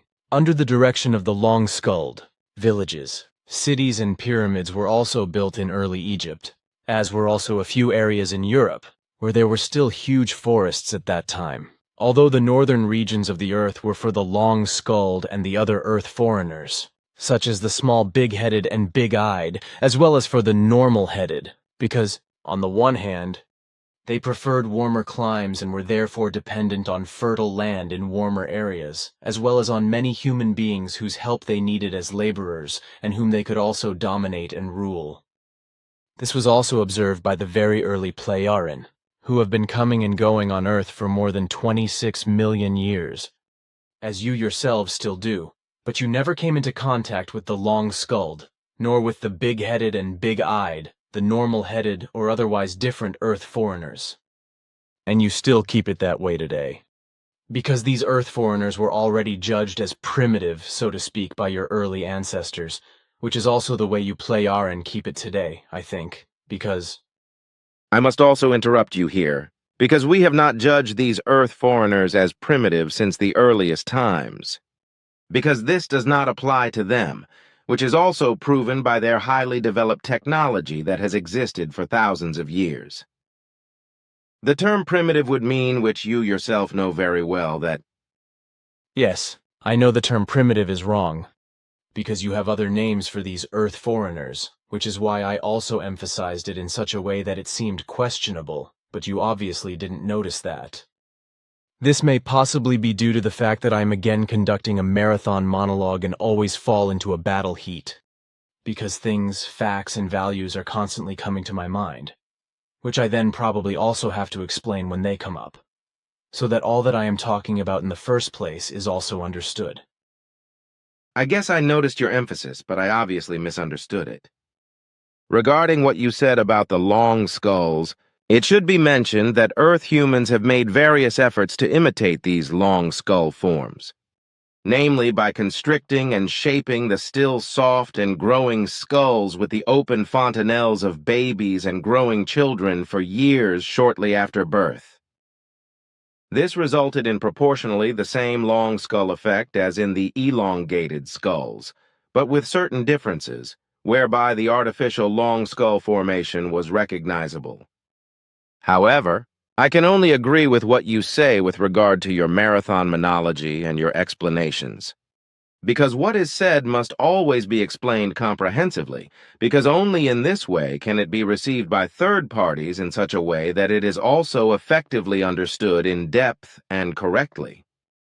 In addition, You always present insights and explanations that are very interesting and instructive, and that also interest me, because I have never been able to avoid studying all the many materials of your learning thoroughly in his annals together with my father with regard to all factors. It's good, it's also no problem. What a fontanelle is, I don't think most human beings know, because that's not part of the actual school knowledge, so I think you might want to explain it for the later readership of our conversation reports. Your thoughts on this are probably correct, but you can also give an explanation. I'm sure you could do better than I. But I can try and start my explanation by saying that a fontanelle on the head of a baby and growing child corresponds to a crumple zone, which is very important, especially for birth. Correctly said. There are always several fontanelles, because newborns do not have a completely closed skull cap, because the skull still has several soft spots where the skull bones have not yet grown together. This means that it is naturally possible for the skull plates to move against each other, which makes it easier for the baby to pass through the narrow birth canal without being damaged. This fact of crumpling in the birth canal can also be noticed on the baby's head or skull immediately after birth, because the little head of a baby who has just been born looks somehow somewhat crumpled. I couldn't have given your explanation better in such short words, and besides, it proves that your knowledge is not just hearsay. There is a little bit of experience involved, but we certainly don't need to talk about that now. English translation, 710th Contact, Part 2 Tuesday, the 11th of September 2018, 21:14 hours. But I would like to say something about what you said earlier about primitive, because I know the meaning of the term primitive, of course, even though I generally use it in everyday life to describe unpleasant, unclean, disorderly, antisocial, criminal, deviant, and unethical people, criminal, degenerate, evil, wrong, negative, bad, unjust, and etc., because this is common in Earth human being usage, and what is meant by it is understood. It is absolutely clear to me that the term denotes something like an original state, something primal. Not civilized, something very simple, plain, simple, as well as primitive human beings and peoples, such as so-called savages, headhunters, and cannibals, who are primitive, elementary, and naive. Among us Earthlings, the term primitive is used in many different ways, as well as for something meager, poor, meager, and makeshift, as well as for a low consciousness, stupidity, a low cultural level, and thus also an uneducatedness, and so on. Of course, I also know that you use other terms for the Earth foreigners, but I am not familiar with these, which is why I use the term most common among the human beings of Earth, namely, primitive. We call the Earth foreigners spoken of immature, primitive, as well as low-minded, cruel, inhuman, and unapproachable, calling them unfeeling, and, in our judgment, as uncompromising creatures and brutes, because they are of an inhumane disposition and behavior, consequently dominated by contrary impulses with regard to humanity, compassion, empathy, peace and freedom, etc., are dominated by contrary impulses. This is the reason for our strict restraint towards these Earth foreigners, against whom we have always shielded ourselves from sight and from their analytical swinging waves and techniques in such a way that they can neither locate us nor perceive us in any other way, while we, on the contrary, can penetrate their flying apparatuses by vibration and observe and study them very closely. I am therefore also very well informed that they are of an inhumane disposition and incapable of positive action in the sense of fulfilling nature-given creational laws and recommendations. The technology necessary for this, which our early ancestors adopted more than 30 million Earth years ago from the Sonarn of the Dal creation area, was thus applied very early for the purpose of complete shielding from all Earth foreigners on Earth, who truly correspond to immature and primordial and whose technology has been stagnating for a long time. So even at the present time, they are not sufficiently developed and not advanced enough for them to be able to locate or otherwise perceive us, even if we were standing right next to them at the shortest distance. It is undeniable that their technology is very advanced, but they are still no match for ours. Consequently, when we openly discuss all these facts since the beginning of our contact and mention our presence here on Earth and sometimes also make ourselves visible to Earth humans with regard to an observation concerning our flying objects, it also follows that these Earth foreigners are not and also will not be able to realize our presence. This is because they cannot fathom our shielding technology and can neither locate nor otherwise perceive us even under the best of circumstances. For in spite of their high technical possibilities, they are helplessly inferior to our still many times higher developments in every relation and respect.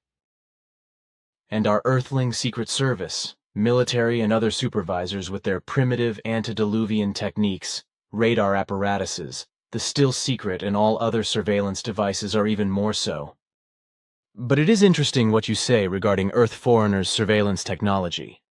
But what about when Earth foreigners can observe your beam ships? Isn't there a danger and possibility that these extraterrestrials will also pick up on it?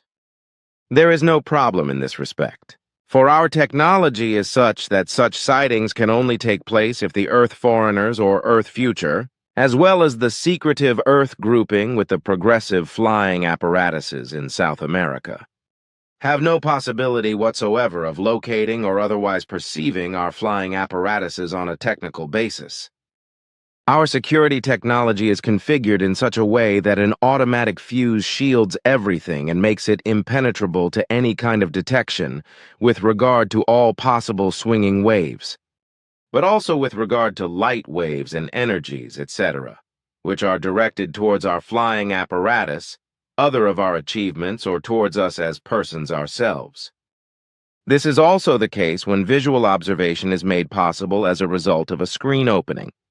For even then, no locating of any kind can take place, either by the Earth foreigners or by any earthly technology.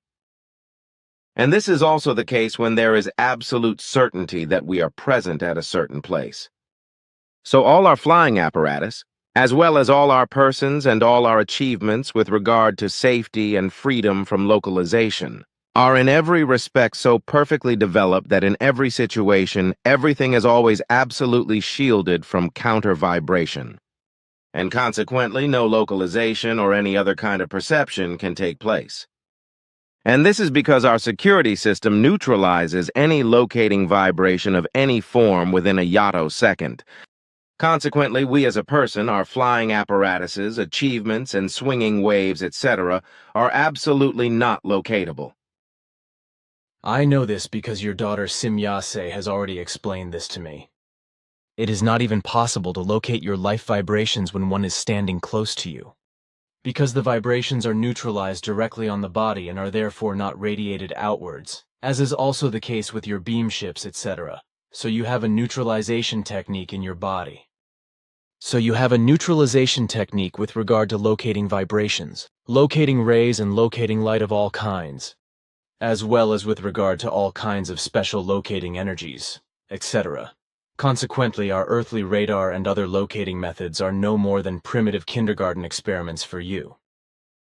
But that you have just mentioned the earthly grouping in South America, etc., that irritates me a little, because up to now this was not allowed to be mentioned openly. You can call it that, as you have explained it.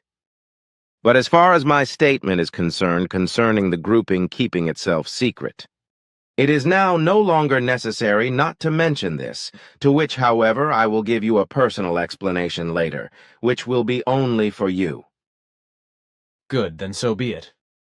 However, I have also experienced that this is the case, that your technique is absolutely perfect, as for example when you took me to the bear in Graubünden on the 16th of July 2005. The first bear to reappear in Switzerland in about 100 years.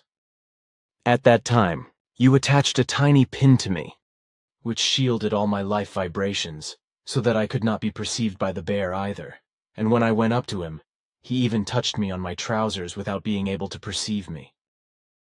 Nevertheless, as I know, it can happen that you let out swinging waves under certain circumstances. This is indeed the case.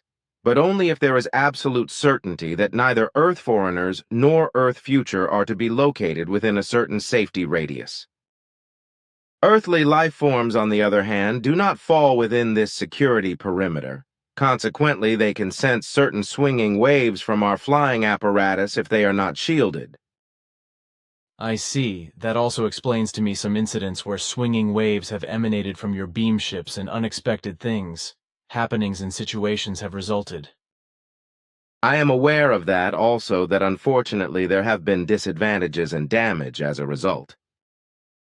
Unfortunately, that was indeed the case, but it was the fault of the Earthlings concerned, because they...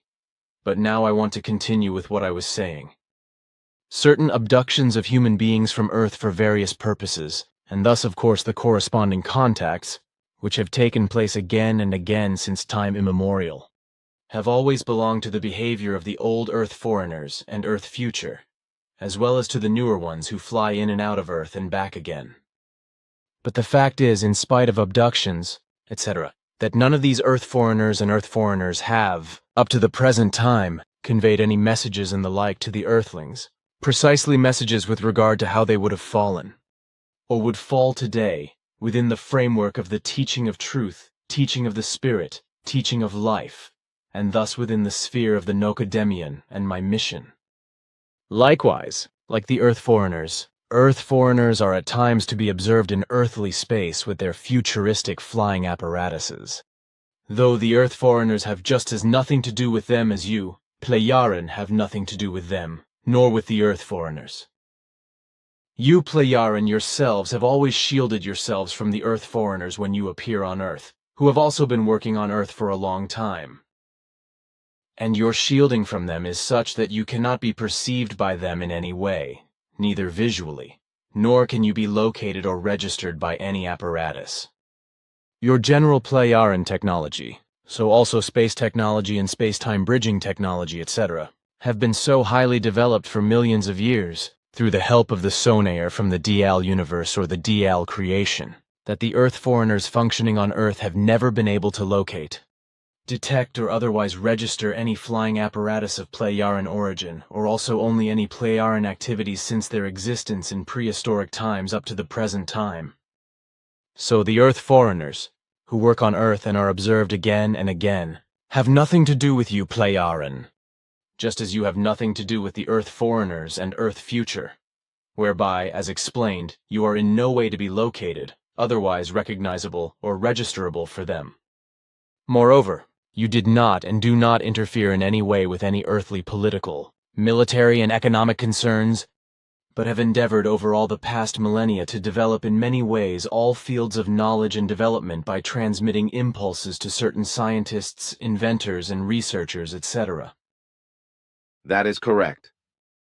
I know. That's why I also wrote the following in an article. About 4 decades ago, towards the end of the 1970s, the Plejaren launched an attempt to make official contact with the government of the USA and to make themselves openly recognizable also to the Earth foreigners, in order to give helpful measures and advice with regard to a world peace. But this was made impossible by megalomaniac requests and demands of those then responsible for the whole of the attempt. And the fact that, according to your Plejaren declarations, the USA was taken into consideration was due to the fact that the communist USSR still existed at that time, and that this form of politics at that time offered no possibility whatsoever to make a peace request to the powerful of the Union of Soviet Socialist Republics. This is because, if I may interpret it accurately today, according to your clarifications and statements, the then chairman of the Presidium of the Supreme Soviet, Leonid Ilyich Brezhnev, Wikipedia, 16th of June 1977 to the 10th of November 1982, would have feared that by making effective efforts in your sense, he would expose himself to the USA and work into their hands in their hegemonic striving with regard to the USSR. Also the Brezhnev successive chairman of the Presidium of the Supreme Soviet, Wikipedia, Yuri Vladimirovich Andropov, 16th of June 1983 to the 9th of February 1984. Konstantin Yustinovich Chernenko, 11th of April 1984 to the 10th of March 1985, and Andrei Andreevich Gromyko, the 2nd of July 1985 to the 1st of October 1988. Pleyar and fathomed at the time were burnt children with regard to the USA and its policy of hegemony, as a result of which at a later stage they too could not have been considered. It should also be said that the Holocaust was undoubtedly the greatest crime of mass human extermination that has ever taken place on Earth, triggered by the insane psychopath Adolf Hitler and the National Socialist rule he brought about, which was accompanied by the persecution, ghettoization, and in particular the mass extermination of the Jews in Germany and Europe. Never before and also afterwards has there been any other similar mass extermination of human life, but nevertheless, the whole of all the horrors of the Nazi mass extermination of human beings was surpassed by the nuclear unlucky star crime against humanity, by the USA, with the development of nuclear technology, the atomic bomb and its dropping on Hiroshima and Nagasaki. All the mischief that has resulted from this, also through the spread of nuclear technology in other states, mostly through espionage, which has created a worldwide danger of nuclear war and nuclear contamination, which continues in this framework to this day and also into the far future, is more than just a crime against humanity, but effectively also irresponsible, conscienceless, amoral, malicious, nefarious, and unscrupulous. And how the deadly and destructive nuclear technology has spread on Earth through espionage, and which states have carried out how many nuclear tests. I found the following information on the internet at Wikipedia. List of nuclear weapons tests, state number of tests. Period von Bies People's Republic of China, 45 1964 to 1996. France 198 1960 to 1996. United Kingdom 45 1952 to 1991. India 3 1974 and 1998. Pakistan 2 1998. North Korea 6 2006 to 2017. Soviet Union 718 1949 to 1990. United States 1039 1945 2012. Worldwide 2056 1945 to 2017.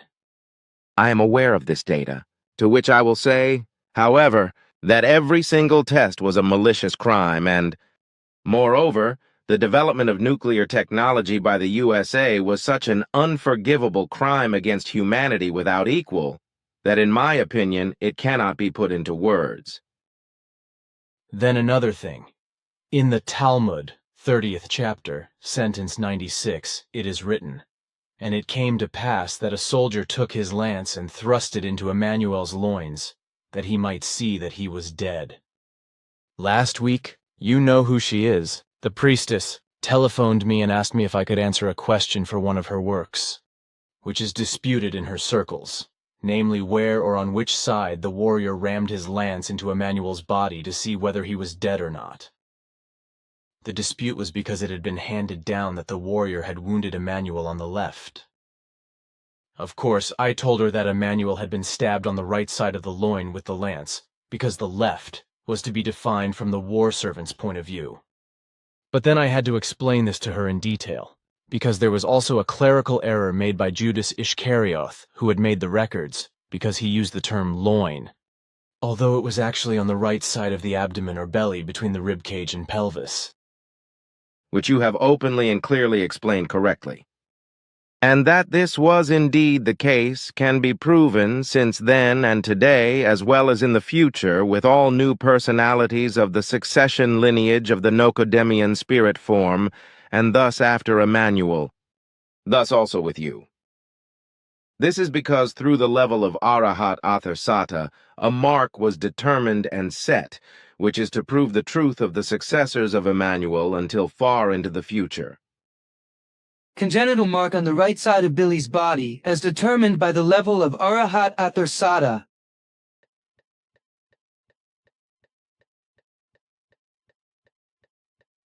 And this is given because it has been foreseen that many deceivers and delusionists will appear with lies, deceit and fraud and through delusion and sectarianism, and will presume to pass themselves off as direct reincarnations of Christ.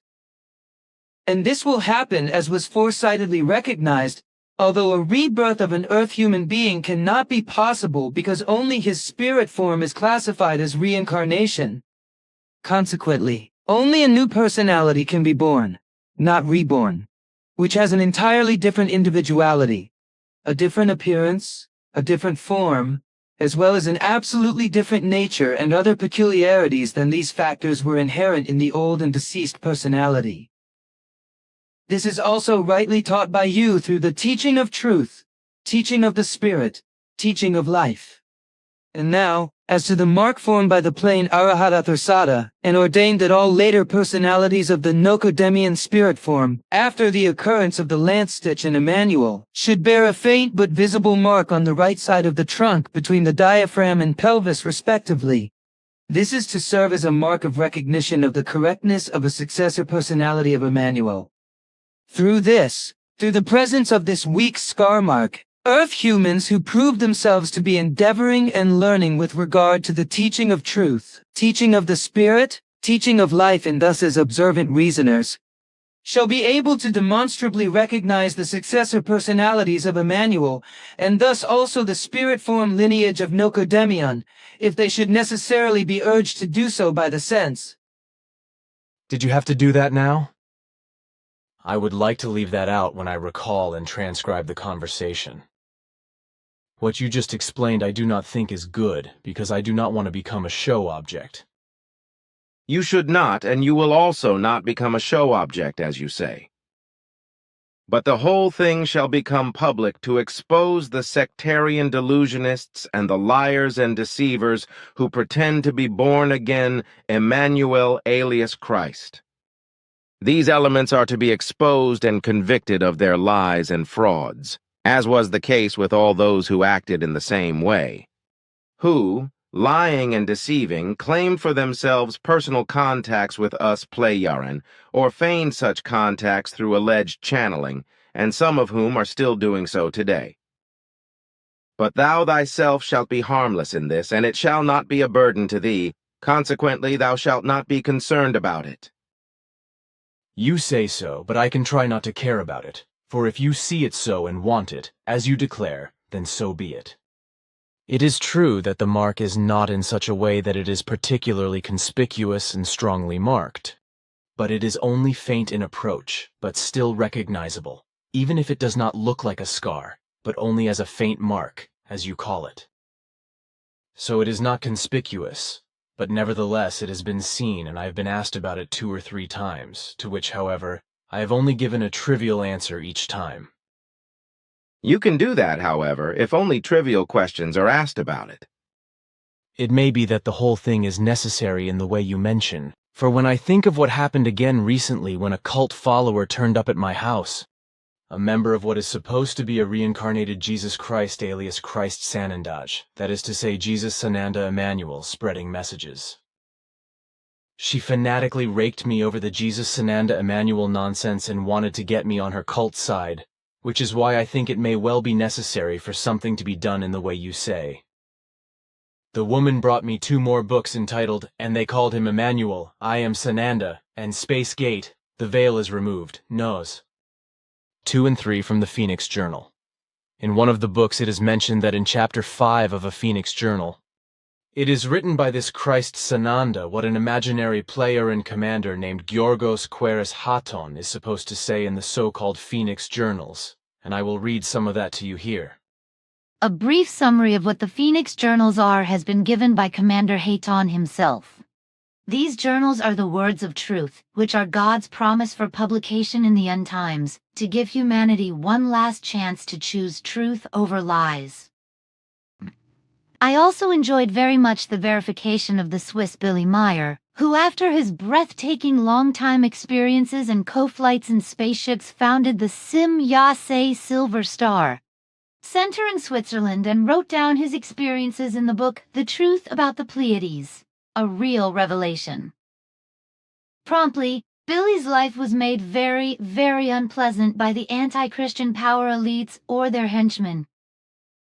In said book there are also photographs of the beam ships in flight, and to my great delight Houghton tells us that he himself was present in one of them at the time. Giorgos Queris Haton later outed himself as none other than our Creator's Son Christ Michael Aton, and is thus the highest authority among the authors.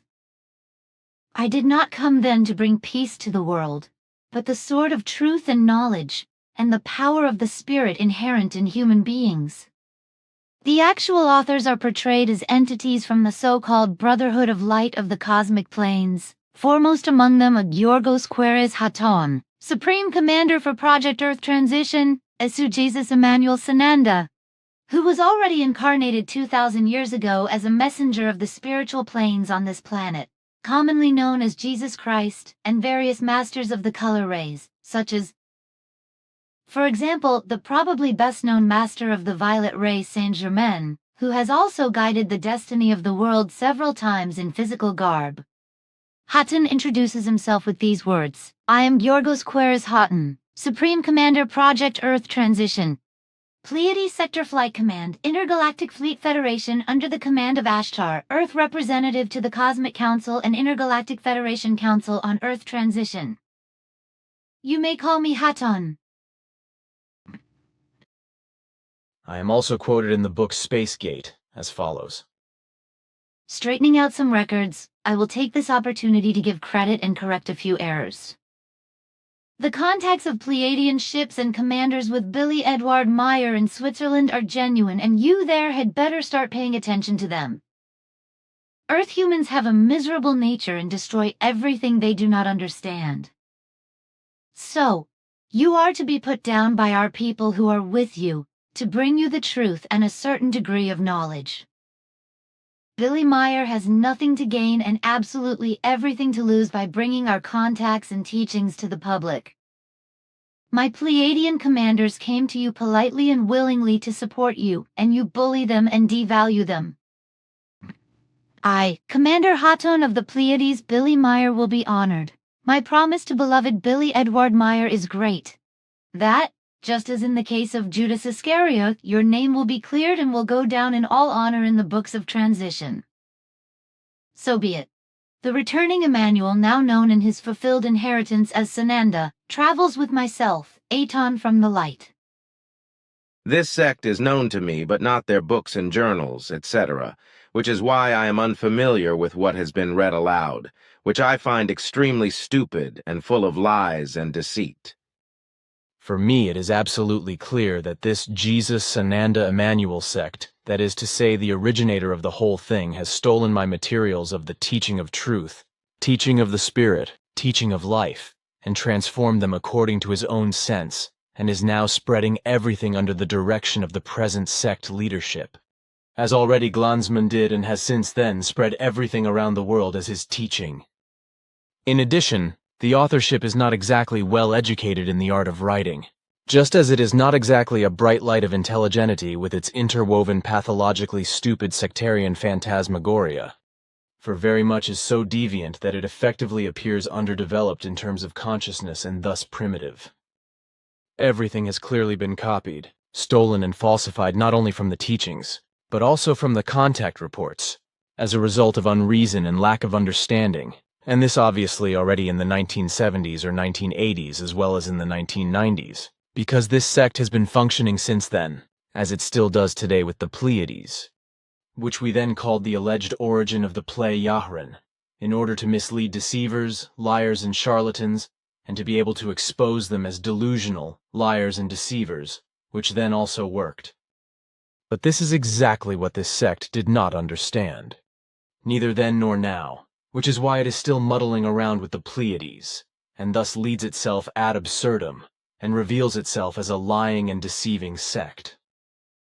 In all this, God is also used to a great extent, so it is clear from everything that a religious sectarianism is in the foreground. We have talked about this before when it was mentioned once. I know, but we didn't talk about it openly then. Consequently, the conversation was also not retrieved and not written down. But now it is supposed to be that you retrieve everything and put it all in writing, for which I have my reasons. Then so be it. Yes. That's good, so be it. But now I will bring up something from your history that your father Shvath has already told me about. Namely, that you Pleiorin on Era and on other planets have been at peace among all peoples for about 52,000 years only because something strange has happened. At that time, I remember Shvath's explanation, A round structure or a large metallic sphere appeared above Era and other Pleiadian planets, after which all male and female inhabitants of all planets, so to speak, experienced a comprehensive change of heart. Neither at that time nor to this day, however, could you Pleiadian fathom what this sphere was about, nor where it had come from and where it had disappeared to. Only one thing was clear, namely that through this sphere some process of consciousness took place in all human beings of all Pleiadian planets, which immediately led to an all-embracing peace, as well as to freedom from strife, war, crime, and so on. And as Thoth explained, as you also once did years ago, you never found out where this orb came from, who built it, and where it disappeared to. Consequently, it was only clear to you that it was through this that your peoples came to peace, and all that has distinguished you Pleiadian as true human beings for 52,000 years.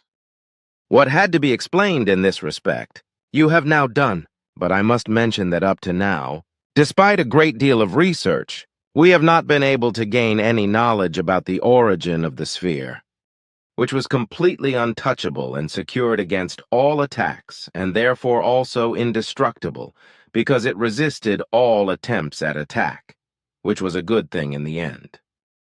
This large spherical missile, which according to our annals had a size that I have calculated to be 248 meters according to the earthly system of measurements, circled around each Pleiadian planet for 32 days and nights, and then disappeared without a trace. Since then, all the corresponding efforts to clarify the matter, which still continue today, have not been successful, which is why we also have no knowledge of what kind of technology the flying objects had, through which all our peoples were pacified. To know that would really be not only interesting but also very useful, because through such a technique, whole humanities could be turned into peaceful life forms, which I would also wish for the humanity of Earth.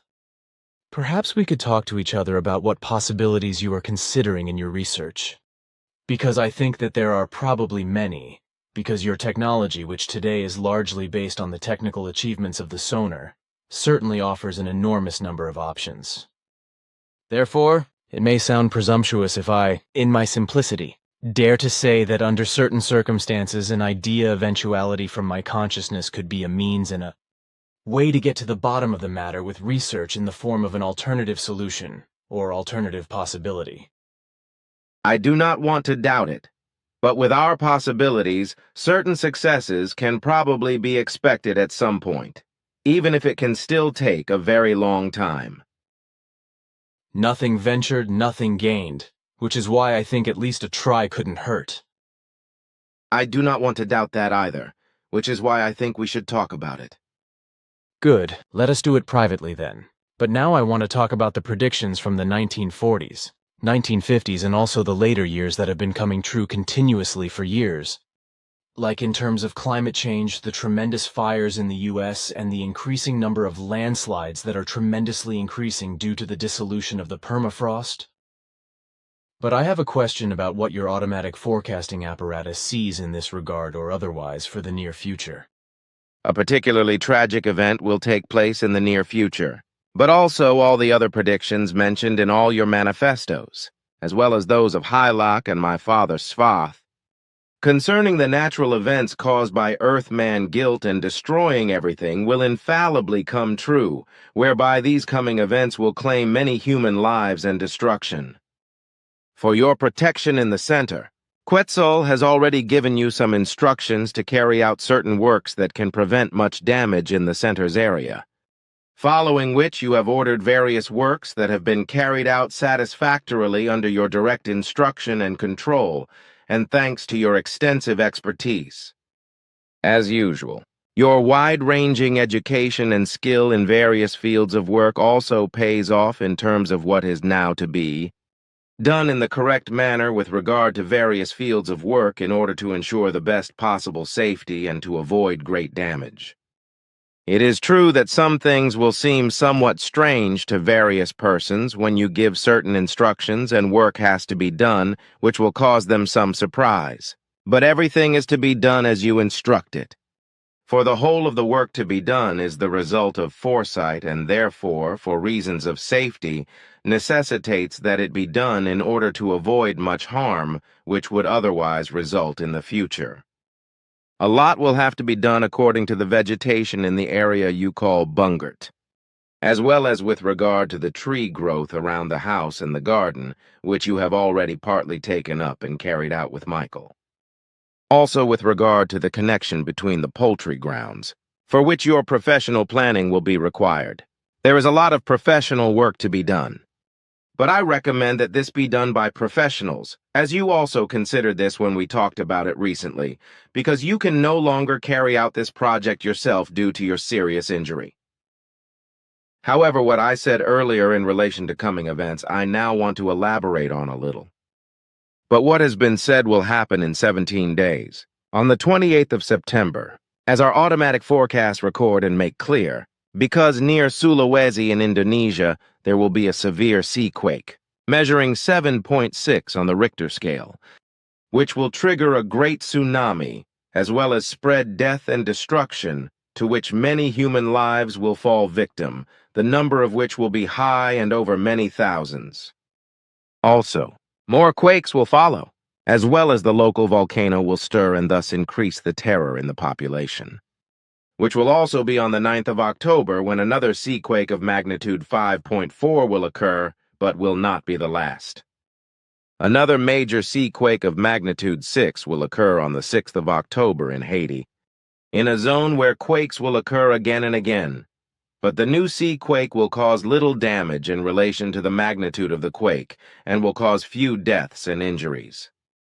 Then, on the 9th of October, a primeval rainstorm will hit the Mediterranean island of Majorca, claiming several human lives and causing a great deal of damage, especially through enormous masses of water, and a great storm with much disaster is also to be expected in Greece and Sardinia.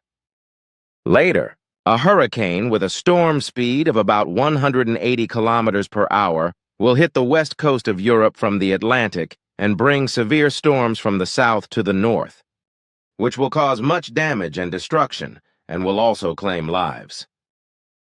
At the same time as a flash flood storm is raging in Majorca, an extremely dangerous hurricane is heading for Florida, bringing much disaster, great destruction, and storm surges. But other events have already been recorded for the next 41 days, such as a 6.1 magnitude seaquake on the 10th of October in the Java Sea off the coast of the Indonesian islands of Java and Bali, which will be followed on the 11th of October by a 7.2 magnitude seaquake near the Pacific island nation of Papua New Guinea. Although these are also significant, but I do not want to talk about them today along with other upcoming events, so I will not mention the important facts. Various other events will also take place in the near future, but I do not want to talk about them in detail now, but only mention the following, which is not official, but only for your personal information. Thanks. What you said is enough for me. These events are caused by geotectonics, on which human beings have no direct influence, in contrast to what is caused by human beings as a result of overpopulation and their unconscionable environmentally destructive machinations on nature, fauna, flora, as well as on the oceans, inland waters, forests, floodplains, meadows and landscapes, etc. Again and again. Climate researchers, politicians and environmentalists get together, babble senseless stuff and think they are very clever with their opinions, which lack intelligence, and their babbling nonsense about reducing CO2 emissions, plastic consumption and the spread of dirt and toxins in nature and in the atmosphere, etc. In this regard, senseless reduction decisions are set for years to come, in order to reduce the total dirty emissions over the course of so and so many years. But all these experts are so intelligently deluded that they can neither perceive nor comprehend the effective reality and its truth. So they do not see and do not recognize the fact that at present 100 to 110 million human beings are born every year, which, however, is denied by crazy statistics and stated to be much less. Consequently, the total number of Earth humans is also stated to be more than 1 billion less than it actually is. At present, the Earth's population is stated to be around 7.6 billion, whereas according to extremely accurate Play-Aren counts, on the 31st of December 2017, Earth humans already numbered 8,844,128,002 equal sign, or 8.844 billion.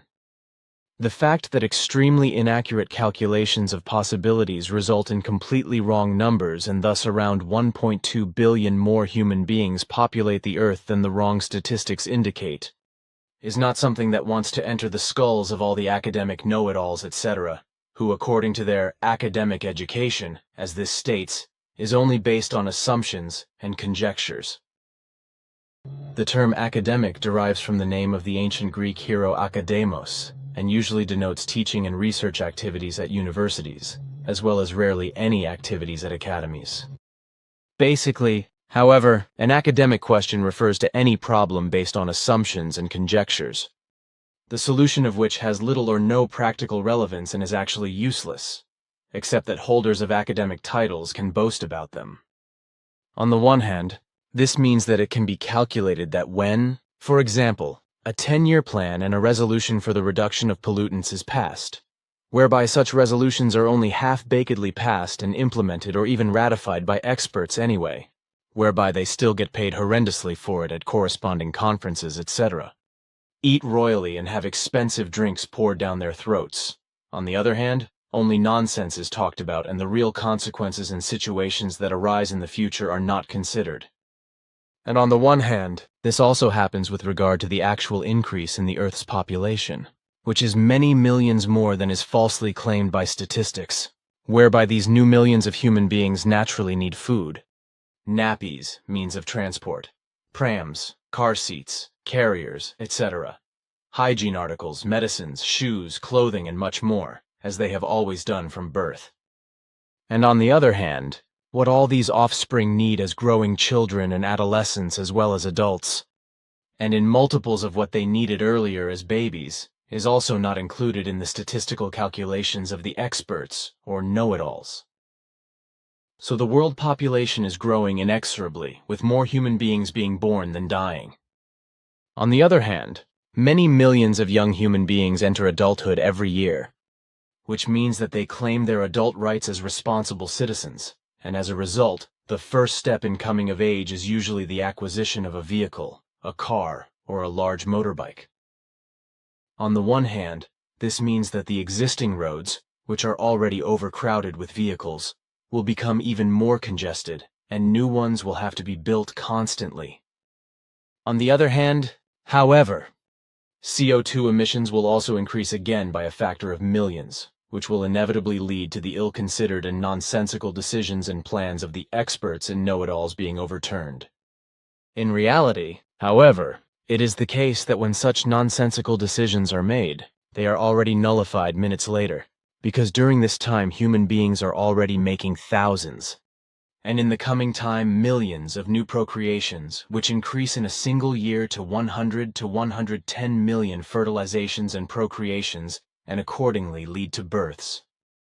And what all these many human beings need from birth to death in the way of food and all kinds of necessities of life, and what they desire in the way of luxury goods, results in levels of consumption that require that, on the one hand, as a result of an abysmal desire for profit and, on the other hand, for the highest possible utilization and exploitation of nature, fauna and flora, fields, meadows, moors, the seas and inland waters as well as the forests and meadows are poisoned with pesticides, herbicides and fungicides, and the earth itself is robbed of its resources through conscienceless and criminal machinations.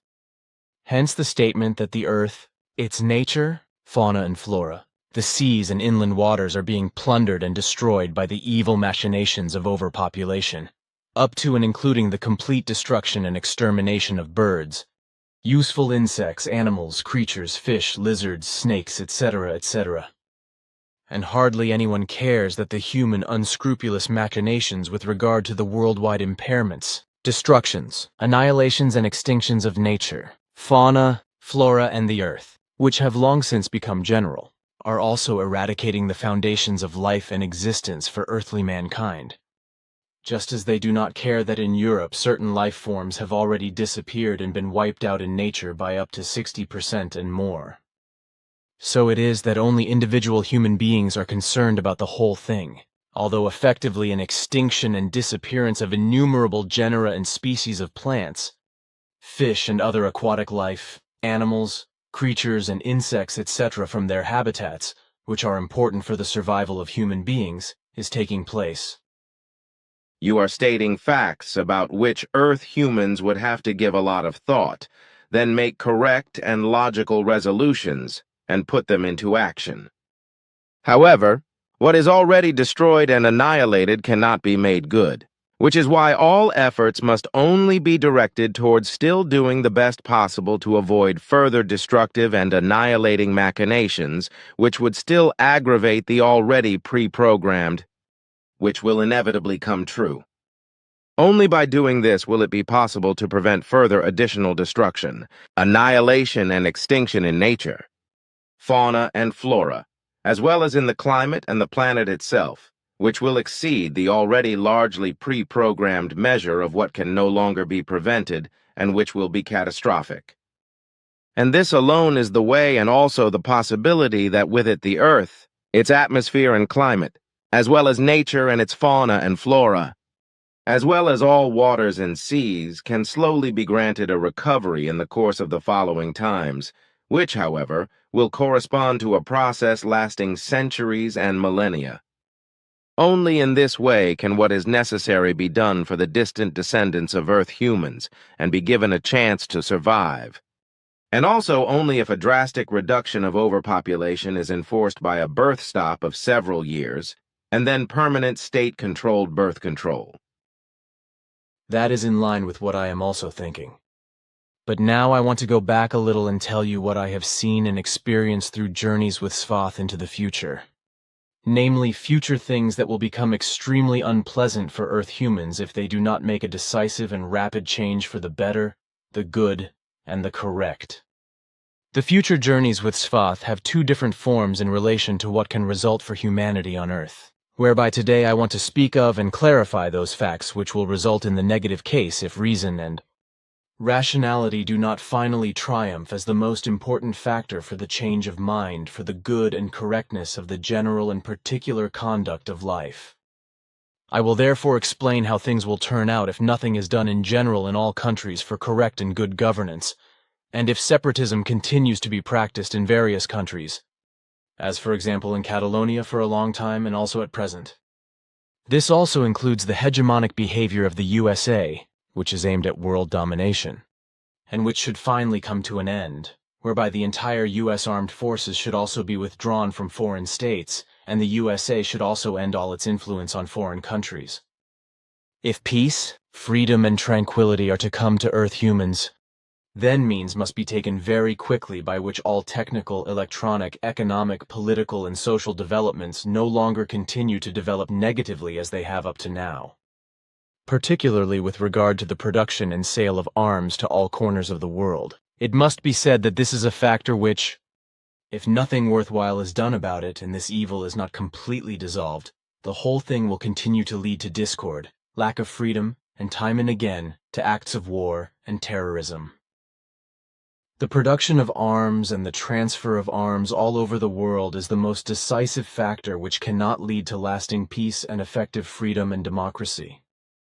Apart from this fact, things will also occur in nature which have been provoked by mankind itself, and so, for example, the landslides will increase, as I have already tried to do in the 1940s and 1950s with predictions to rouse mankind by appropriate warnings to many public media and to governments, etc., which are steadily increasing due to the dissolution of the permafrost.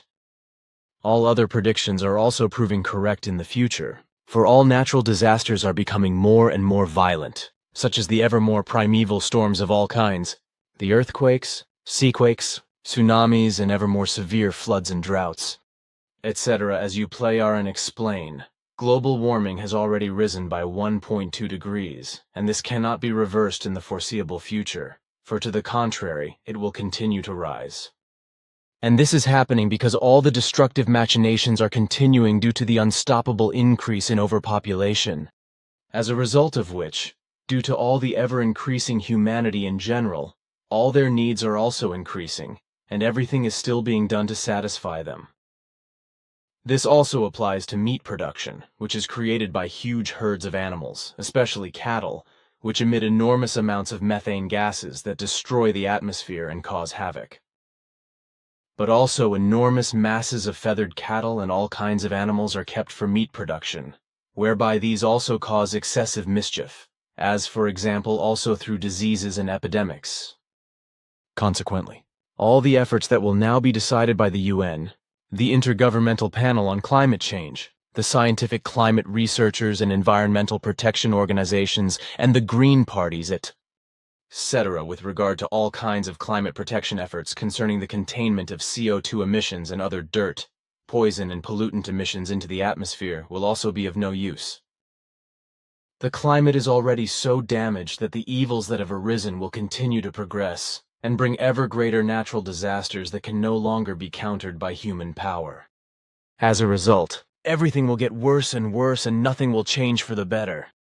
Not even if all explosion engines and thus cars and machines etc. are taken out of circulation, as well as if fossil fuel combustion is banned.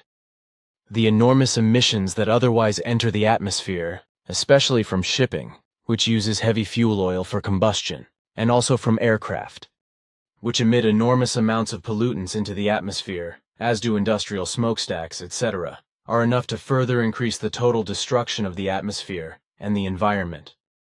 In addition, there is the destruction of nature and its fauna and flora on a very large scale through the application of tons of pesticides, fungicides and herbicides, which not only destroy large parts of the plant world and even destroy it to the point of extinction, but also birds, lizards, mammals, and all kinds of small animals and thousands of useful insects. And the fact that this also damages the health of human beings and that many of them increasingly succumb to the scourge of cancer and other dangerous diseases and die of them, is not cared for by all those who produce all the toxins, nor by all the others, such as farmers and horticulturalists, etc., who spread all these poisons in nature. And the fact that these toxins then also get into food and the atmosphere and water, and thus also into the bodies of human beings and animals, etc., and cause complaints and illnesses and even death in them, is of no concern to the unscrupulous people responsible, because they are all only interested in their horrendous profits. And the fact of the matter is that the origin and the resulting machinations and the effective effects of the whole thing are based solely on the fact of the overwhelming overpopulation, because its constant and unstoppable growth requires more and more of all substances, materials and achievements as well as of medicine, food and luxury goods, etc. So more and more necessary things were and are needed, as well as furniture, houses, vehicles, ships, aeroplanes and construction machinery, which in turn required new roads, tunnels, factories, corporations, etc., and much else for their production, and was driven up to ever higher heights by the continuing increase in overpopulation, and is being driven up further and even worse. And this is so because there is neither a governmental legal multi-year worldwide birth stop nor a worldwide controlled birth regulation, which alone in the long run could slowly bring all worldwide rampant evils under control and to dissolution. And this could happen in this framework only if, through the reduction of Earth humans as a result of a birth stop and birth control as well as natural deaths, all the machinations that have been rampant for a long time and that destroy nature, its fauna and flora as well as the atmosphere and the climate, which were triggered by the mass overpopulation of humanity and have been operated up to now, but are also still being operated irresponsibly, were slowly reduced. But what wants to be done by the loudmouths of those climate researchers, environmentalists, Green parties and other environmentalists who only spit big words into the world and function with confused ideas, useless proposals, regulations, and irrelevant assertions, partly corresponds to some necessities, but not to what has to be done effectively. On the one hand, they are incapable of recognizing the effective truth that overpopulation, with its irresponsible and criminal machinations against nature, its fauna and flora, the atmosphere and the climate, is solely to blame for all the evils and catastrophes that exist worldwide. This, while on the other hand, They are probably too stupid or too cowardly to look for the real truth, or to accept it from those who effectively know the real facts and shout them out into the world. As I, for example, have done time and again since the 1940s through predictions and still do today. But this does not want to be recognized, or, out of sheer fear and cowardice of unpleasant reactions from uninformed layers of the population, it does not want to be brought up, as especially all public media do not publish such statements and warnings, do not mention them, do not explain them to Earth humans, and thus keep them quiet. But there are other facts to be mentioned which relate to the future, for as a result of overpopulation further evil, malicious, criminal and destructive machinations will arise from it, such as acts of terrorism, acts of war, persecutions, droughts, tremendous storms, famines, racial hatred and religious hatred, as well as diseases and epidemics which will be spread all over the world. There will also be new refugee flows in the coming times, which will again increase en masse and bring with them enormous problems, as well as criminality, crime, and family destruction. The already severely atrophied interpersonal relationships and the indifference of human beings towards each other and towards nature, its fauna and flora and also its destruction will increase more and more and in a more blatant way. All the evils in this respect and the catastrophes resulting from them are constantly accumulating more and more and are growing ever more tremendously in their strengths. But the great mass of Earth humans have still not understood that the constantly increasing further degenerating and criminal machinations of overpopulation are to blame for this, which are being inexorably pushed on by the overpopulation growth. The current overpopulation of human beings on Earth has long since exceeded the ecological carrying capacity of their habitat, and this fact is the central problem of Earth humans, fueling ever more poverty, hunger, unemployment, and the growth of slums, which today occur mainly in developing countries and can be traced back to the population explosion there, and the resulting strong population pressure. But this is not enough, because further on, the degenerated machinations of overpopulation have also resulted in devastating environmental problems that destroy the world climate and destroy nature and its fauna and flora, and the globally destructive ecological footprint of humanity. And this is also the case with regard to the consumption of oil, natural gas and natural coal, whereby petroleum, which is refined into motor oils and fuels for explosion engines, is needed on the one hand for all kinds of working machines and for motor vehicles, such as cars and motorbikes, etc., many of which are only prestige vehicles and would not be needed by the users. On the other hand, many absolutely nonsensical fuel-powered vehicles are constantly and increasingly being manufactured for sporting pleasure and the like, with their CO2 emissions destroying nature, the climate, and flora, as well as endangering the health of human beings and making them ill. And if we point out the catastrophic destruction caused by overpopulation due to the immeasurable consumption of fertile land for endless housing, roads, sports grounds, amusement parks, and production sites of all kinds, etc., then there is no understanding among the thoughtless and irresponsible and inexorably growing overpopulation masses. The criminal machinations that are unthinkingly carried out by the overpopulation in order to keep it alive on the one hand and on the other hand to promote its high-driving luxury mania and also its growth leading to catastrophe, takes place worldwide in the overfishing of the oceans and all other waters. But this is not enough, because also a tremendous worldwide deforestation and a very precarious water consumption as well as harmful and toxic emissions that destroy and pollute nature, its fauna and flora as well as the atmosphere, which have been fatally affecting many human beings. The fauna and flora and many life forms for many years are connected to the growth of the world population. The loss of forests alone is caused, among other things, by poverty, namely by so-called land grabbing, which is carried out by international investors who have huge areas of forest cleared for plantations, but where, on the other hand, there is also strong population growth in the affected regions. The human beings in these areas are mostly farmers who practice subsistence farming, a form of farming that consists of a small economic unit, for example a farm, producing all the goods it needs for its own consumption and is therefore independent of the market. Due to the strong population growth, It was and is no longer possible for them to feed their families, because their available arable land is disappearing due to clearing, and the land is succumbing to soil erosion because the cleared forest no longer protects it, resulting in a much greater loss of arable land in the long term. Overall, however, forest loss also has a significant impact on the lives of populations in poor countries worldwide, because the forest no longer protects the soil from washouts, floods, and avalanches. In addition, in poor countries, the forest is often the most important source of heating and cooking material, because most cooking is done with wood. If we look at the availability of water or the available freshwater resources in relation to the amount of freshwater that a person needs per year, we can define water scarcity, water shortage, water emergency, and even water crisis, depending on the amount of water. The lack of water today is already one of the central problems in some parts of the earth, which will affect more and more human beings all over the world in the future, with the number of deaths caused by lack of water increasing rapidly and strongly, and will inevitably lead to armed conflicts over water. If, according to your Playaran data and calculations, the current water availability for Earth humans is considered, then today, in 2018, only 65% of the world's population has sufficient water, while the rest of the world's population, namely 25%, is already suffering from water scarcity and even 10% already from dangerous water shortages.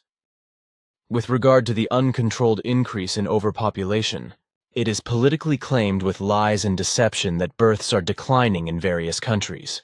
But on the one hand, this is only a lie to calm people down, and on the other hand, it is the case that in reality births are continuing to increase worldwide.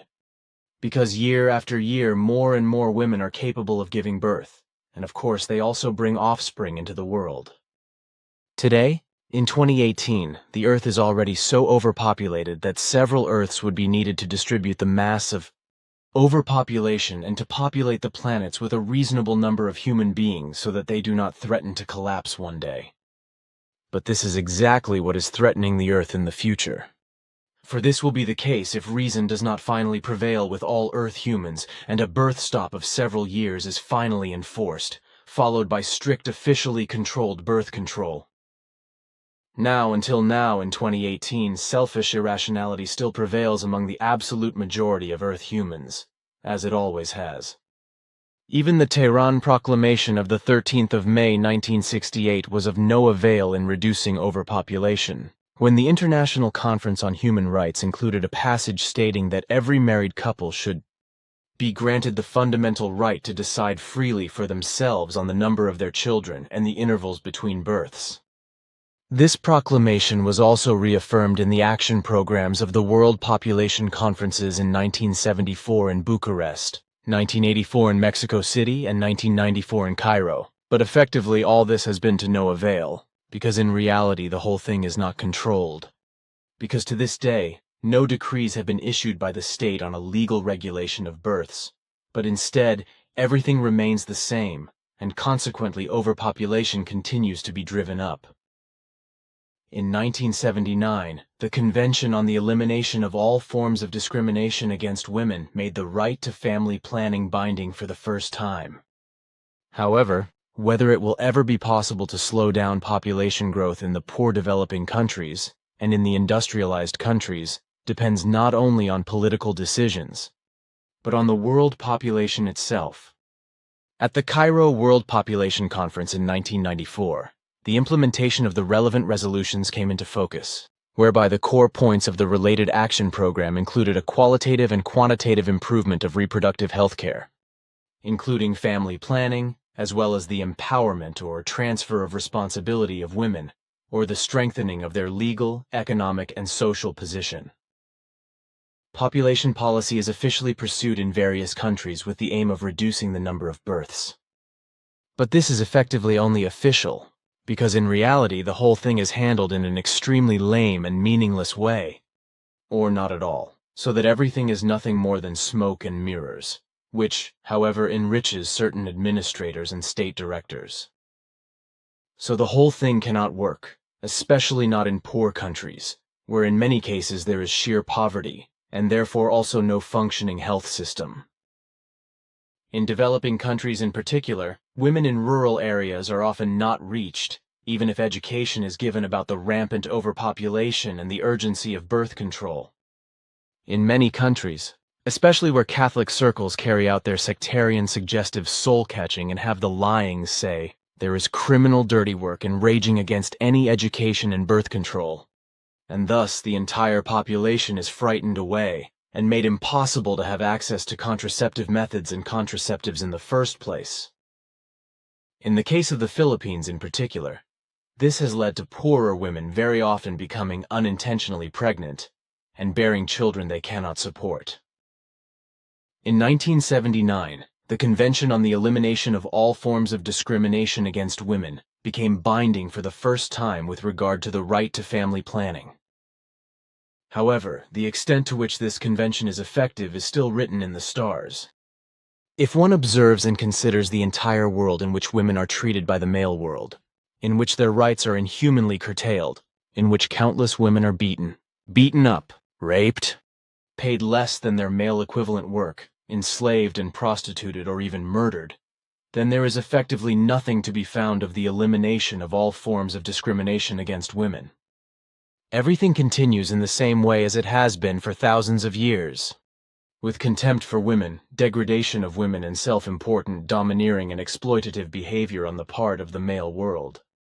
Whether it will be possible to slow down population growth in the industrialized countries as well as in the poorer developing countries through reason, rationality, and a sense of responsibility depends on the one hand on the individual human beings of the entire Earth humans, but on the other hand also on intentional political decisions, decrees, and ordinances. For this, the implementation of the resolutions of the Cairo World Population Conference of 1994 would be centrally necessary. But this corresponds to nothing more than a pious wish, because fundamentally everything in the background corresponds only to an immature idea and, moreover, to no seriousness. If this action program were really serious, then its core points would include a qualitative and quantitative improvement in reproductive health care with the associated decisive education with regard to birth control, including family planning, and, as I have already said, the empowerment of women. That is to say, the strengthening of their legal, family, economic, and social position. Unfortunately, at such conferences, as at many others, there is only a lot of empty and nonsensical talk, with action programs being adopted and agreements being made in the same way, and agreements, treaties, and conventions being signed, which in the end, however, are worth no more than the pages of paper when they are shredded and destroyed. As a rule, nothing happens to educate Earth humans about the urgent need for a worldwide birth stop. Consequently, there is also no worldwide education concerning the extremely urgent necessity of an official as well as personal birth control carried out by every woman, as a result of which overpopulation remains unnoticed despite the urgency of what is absolutely necessary, whereby the human beings in general also fall into more and more evils, calamities, poverty, lack of possessions, lack of money. Even lack of money and complete destitution become hardship and incapacity and cause sorrow, suffering, mental torture, torment, ordeal, and unhappiness. This gives rise not only to distress, destitution, neediness and general limitation, deprivation and barrenness, but also to crises, miseries, and many kinds of grievances in relation to Procrustean beds or schemes of unpleasant situations, into which many human beings are forced by violence and suffer more and more loss, as a result of which they fall into destitution and into further predicaments. Thus, on the one hand, the many kinds of misery in humanity increase faster than the population rises, but on the other hand, the prosperity level of the upper elites also increases on average, and this as a result of ever higher wages and profit sharing, which are at the expense of the common people. The proletariat or the simple social class who, as workers dependent on capitalism, do not possess their own means of production and are therefore completely dependent on the capitalist elite. In principle, it should be assumed that the ever faster growing population of the world generally requires greater economic efficiency and productivity, but this is exactly what is counteracted by the greed for money of the upper elites. because in their pleonexia, or greed for profit and greed, they accumulate ever greater fortunes. Because instead of maintaining, expanding and increasing economic efficiency and its productivity, it is increasingly being reduced despite the growing need as a result of increasing overpopulation. And this reduction, which only serves the profit and wealth of the upper elites of every kind, makes the dependent employees unemployed, impoverishes them, and plunges them into misery. And one of the most important methods practiced by the upper elites, who greedily hoard and increase their wealth immeasurably, is to move their production plants to low-cost countries with or without official authorization, thereby putting their established workers out on the street and making them unemployed. Another way and method is to automate production processes in such a way that the workforces of the factories, companies and corporations are reduced by hundreds or thousands and made redundant and consequently made unemployed. However, where there are no production sites, but rather purely labor-providing enterprises, where only work is done, such as at the post office, banks, telephony, and all kinds of other similar enterprises and their branches, etc. The workplaces are abolished and closed without further ado in order to increase the wages and the wealth of the upper elites, whereby much is declared as service public, which is supposed to serve the welfare of the population, but which in reality is to its detriment, but mutually serves the horrendous profit and welfare and the accumulation of wealth of the upper elites. And in truth, the public service strictly cuts off all relief to the population, because by lifting and closing post offices and bank branches, etc., the population is forced to take much further distances under their feet or wheels to get to post offices and banks, etc. Consequently, a public service has come about that requires the population itself to do the work that the post office and the banks, etc., should basically do as a public service. But as far as the employees are concerned, they are simply thrown out on the street, and they do not know when and if they will get a job somewhere, and still be able to earn a living for themselves and their families with honest work, or whether they will remain unemployed, become a burden on the social welfare office, or ultimately sink into criminality. Over time, this will inevitably lead to widespread impoverishment in the working classes in all countries of the earth, which will inevitably lead to poverty, and thus to hunger, disease, epidemics, and the formation of slums, as well as to political and civil social unrest. And this will be particularly true in the future with regard to diseases and epidemics which, on the one hand, as a result of globalization, will spread to all corners of the world and spread multiple deaths, also in the industrialized countries, while, on the other hand, as a result of climate change, diseases and epidemics will continue to spread and appear in countries which, due to their cooler climate, have hitherto been spared from them. In particular, diseases and deadly epidemics from the southern hemispheres, such as Africa and South America in particular, will in future break through the borders of their southern areas of occurrence, invade the northern hemisphere, and bring deadly disaster to human beings. But diseases and epidemics from Asia will also spread throughout the world, because the climate barrier will collapse worldwide as a result of climate destruction.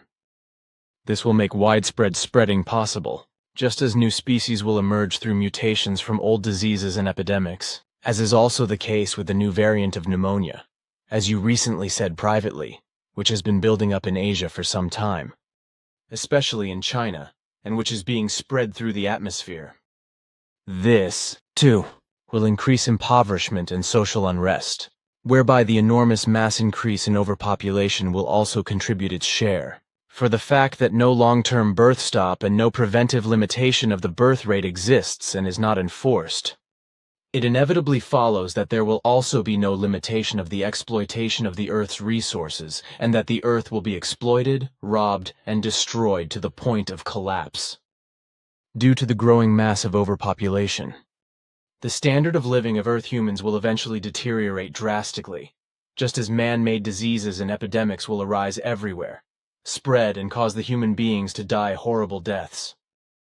The speed of chemical and technical progress will continue, and will also continue to bring much disaster, as has always been the case in this respect, because every new development in this respect has always been used for murder and manslaughter, war, and terror since time immemorial.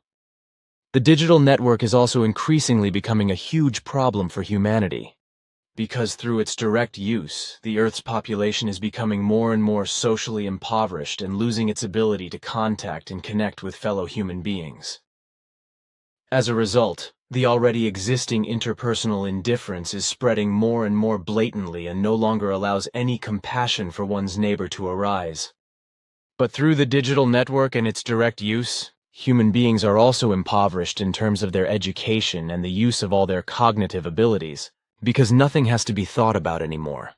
But for everything and all knowledge, only smartphones have to be clicked on, and application software in the area of certain operating systems, in order to find out in words and pictures what Tacheles is.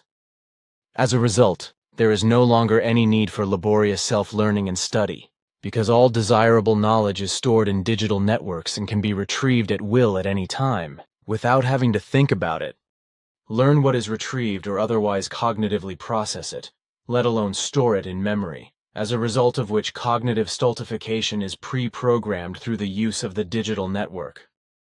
Via the digital network, like-minded people can also be found, who can exchange their interests with each other, but who can also increasingly agree on and organize deviant, pedophilic, criminal, subversive, and terrorist machinations among themselves. Through the development of so-called biological weapons, dangerous bioterrorism is also developing, whereby, as Svath has already said, aggressive artificial superviruses are being released in this way to exterminate human beings and even entire peoples en masse. It is also to be said that due to climate change and the global warming that already exists and will also become unstoppable in the future, in some places the heat will reach lethal levels. All in all, the refugee crisis, natural disasters and Islamist terror carried out by the Islamist State, or Daesh, whose maniacal murderers believe in the apocalypse and want to establish an Islamist world order as the IS terrorist militia through fighting. Bloodshed, murder, manslaughter, torture, overthrow, atrocities, rape, and destruction are only a small part of what the future will bring. In terms of terror throughout the world, it is not the actual criminal terrorist organizations that are at the forefront, but the USA, which, in its delusion of hegemony and world domination, will, as it has always done, not miss a single U.S. terrorist act in order to satisfy its desire for world domination, however, will one day cost it badly. However, what has happened so far since the end of the last Third World War in terms of evil? Catastrophes and degenerations caused by human power and natural disasters, etc., was the beginning of all the horrors that are still to come.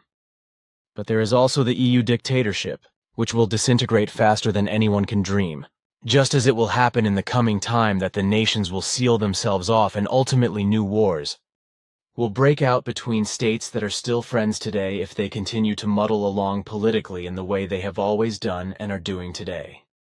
If reason and rationality do not finally emerge, then the whole thing is inevitable, as it will also be if US America does not finally give up its world-greedy hegemony behavior and is not put in its place in time by all the states of Earth and a real global peace is not achieved in time. If all this does not happen, then bombs will again fall on Germany, and war servants from France, Greece, and other states will again invade Germany and fight, murder, rape, and plunder in the destroyed cities. And if this happens, then it will be that after all the refugees from Arabia who are now seeking shelter and protection in Germany, everything will change in such a way that from then on many Germans will flee as persecuted war refugees to the Arab countries and seek shelter and protection there, where, however, they will have great problems due to their lack of cultural adaptability. In large parts of Europe, the sky will then darken and the countryside will become devastated landscapes. All buildings and houses will be destroyed and plundered, just as there will then also be hardly any food to be found. And when this time comes, if Earth humans do not finally learn to follow the creational natural laws and recommendations in order to create worldwide peace on Earth in the foreseeable future, then it will be that merely meeting another human being will become a danger to life. And it will further come about, if man's mania is not stopped with regard to the new achievements to be created in the future, that research and development will be driven to undreamt-of heights by cyberneticists, whereby biological, technical, and sociological systems will be used with regard to the most diverse kinds of research directions in order to develop self-acting regulation and control mechanisms. If, in the future, earthly humanity does not come to its senses, does not make a revolutionary change towards good and true humanity and towards serious, worldwide and lasting peace and becomes a true society of reason and rationality, then things will go badly for it. It is already the case today that businesses, companies and corporations dominate the lives of human beings and direct them as they please, without the workers being able to defend themselves against the upper dictatorial elites and get their rights. Even the trade unions, workers' rights and social benefits have already come under such pressure that workers who lose their jobs and are thrown out on the street due to the shoddy machinations of company and corporate administrations are left without rights and have to be glad that they are still tolerated as citizens by the authorities. Workers' rights are being trampled underfoot, and in the future the trade unions will lose their influence on the employer's world and be powerless.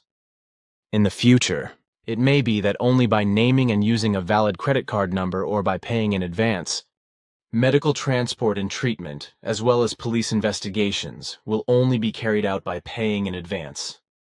The EU dictatorship and many other states around the world do not want democracy, while imbeciles from the Swiss population want to abolish the semi-democracy that exists in Switzerland and let themselves be enslaved by the EU dictatorship. In the future, however, there will be many other things about which the entire Earth humans will have to think deeply. For there will be extensive computerization, electronization, and their far-reaching networking, which will drive Earth humans to the edge of their existence if the cyber and cybernetics mania of the human beings is not stopped, which is bent on developing electronic machines with an artificial form of consciousness and an intelligentsia, so that ultimately supercomputers and electronic cyber beings will gain power over human beings. And if this actually happens, then the continued existence of the entire earthly population will be called into question, just as the continued existence of the planet itself will be endangered. If the artificial consciousness and the artificial intelligentsia come into being, then sooner or later they will become independent and powerful and take command of the internet with regard to all conceivable things.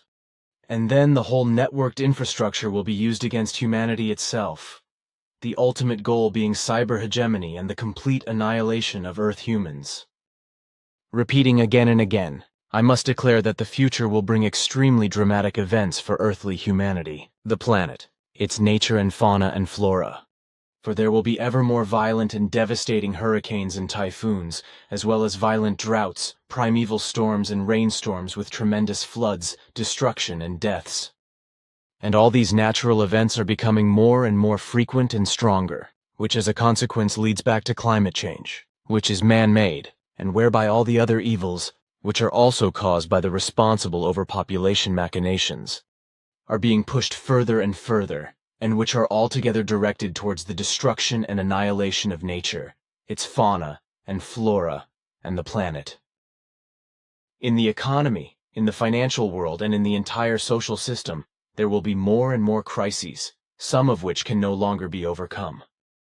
Global mobility will also increase to such an extent that no way can be found to cope with it, resulting in a devastating problem that will appear like a kind of epidemic of unmanageable proportions that will affect all countries. The longer, the more urgent it will become not to simply wait blindly against the great threats and let everything be decided by politics, which always plays on short-sightedness, because it has long since become necessary for every single human being on Earth to implement a long-term risk assessment, and from this, to do and undertake everything themselves that is correct. Best, good, and life-sustaining for human beings, nature, its fauna and flora, and planet Earth itself.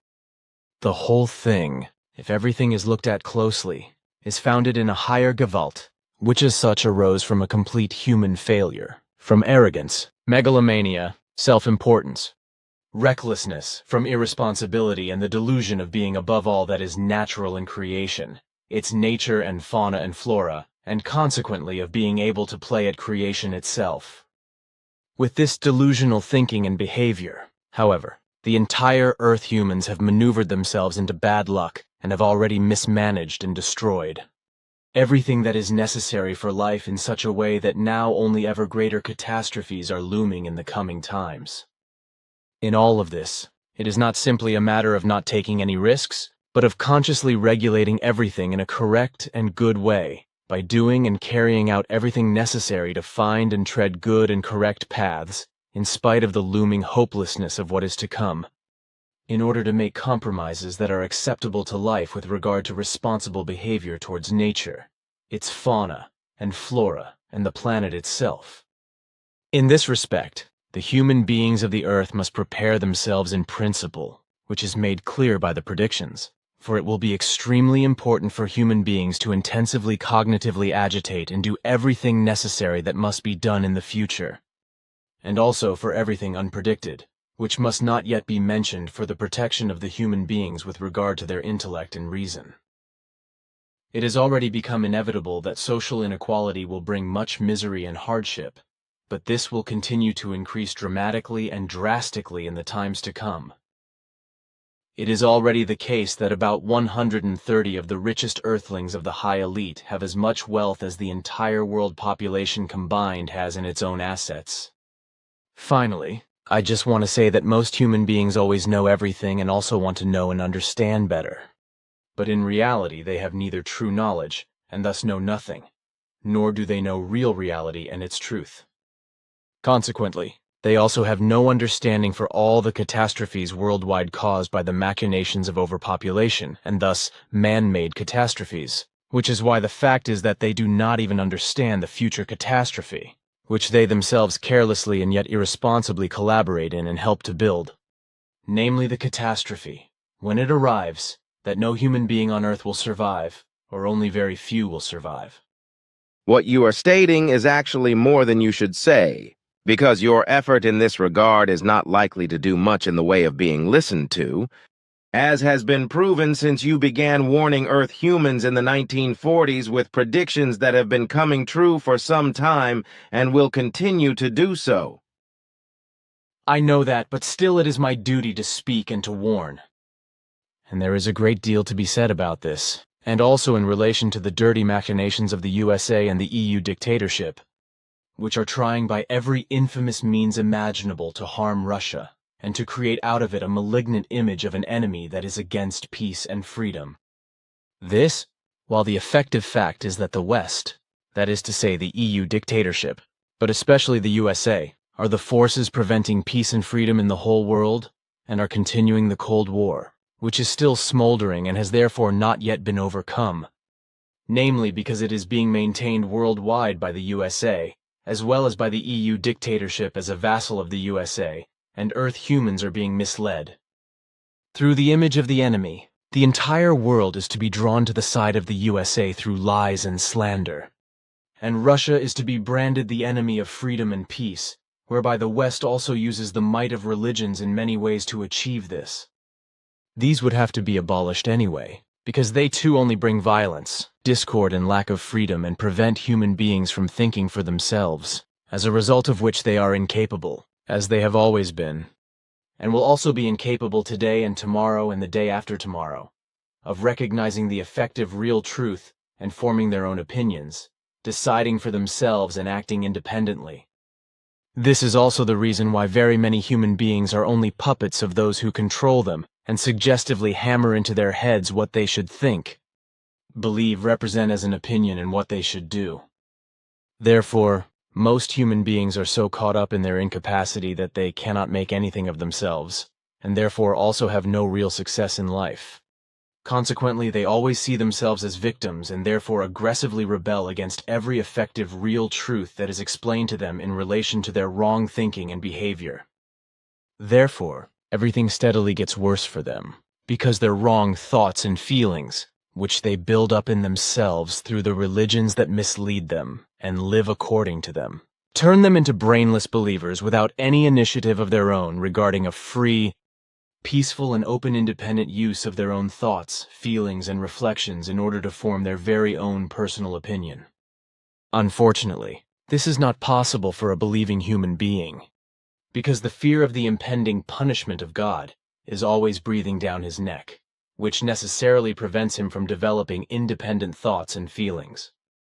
So he cannot, out of fear of an imaginary, that is to say never existent and also neither present nor future existing, God recognized the effective real reality and its truth, that not an imaginary deity, but only he, the human being himself, is alone his very own Lord and Master over himself, his thoughts, feelings, opinions, decisions, and his experiencing as well as his responsibility and his actions. What you say belongs in the ears of believers. But now, dear friend, I should discuss some things with you that must remain private in nature. Of course, for I think I have probably said enough in monologue distribution for today. So the following, then,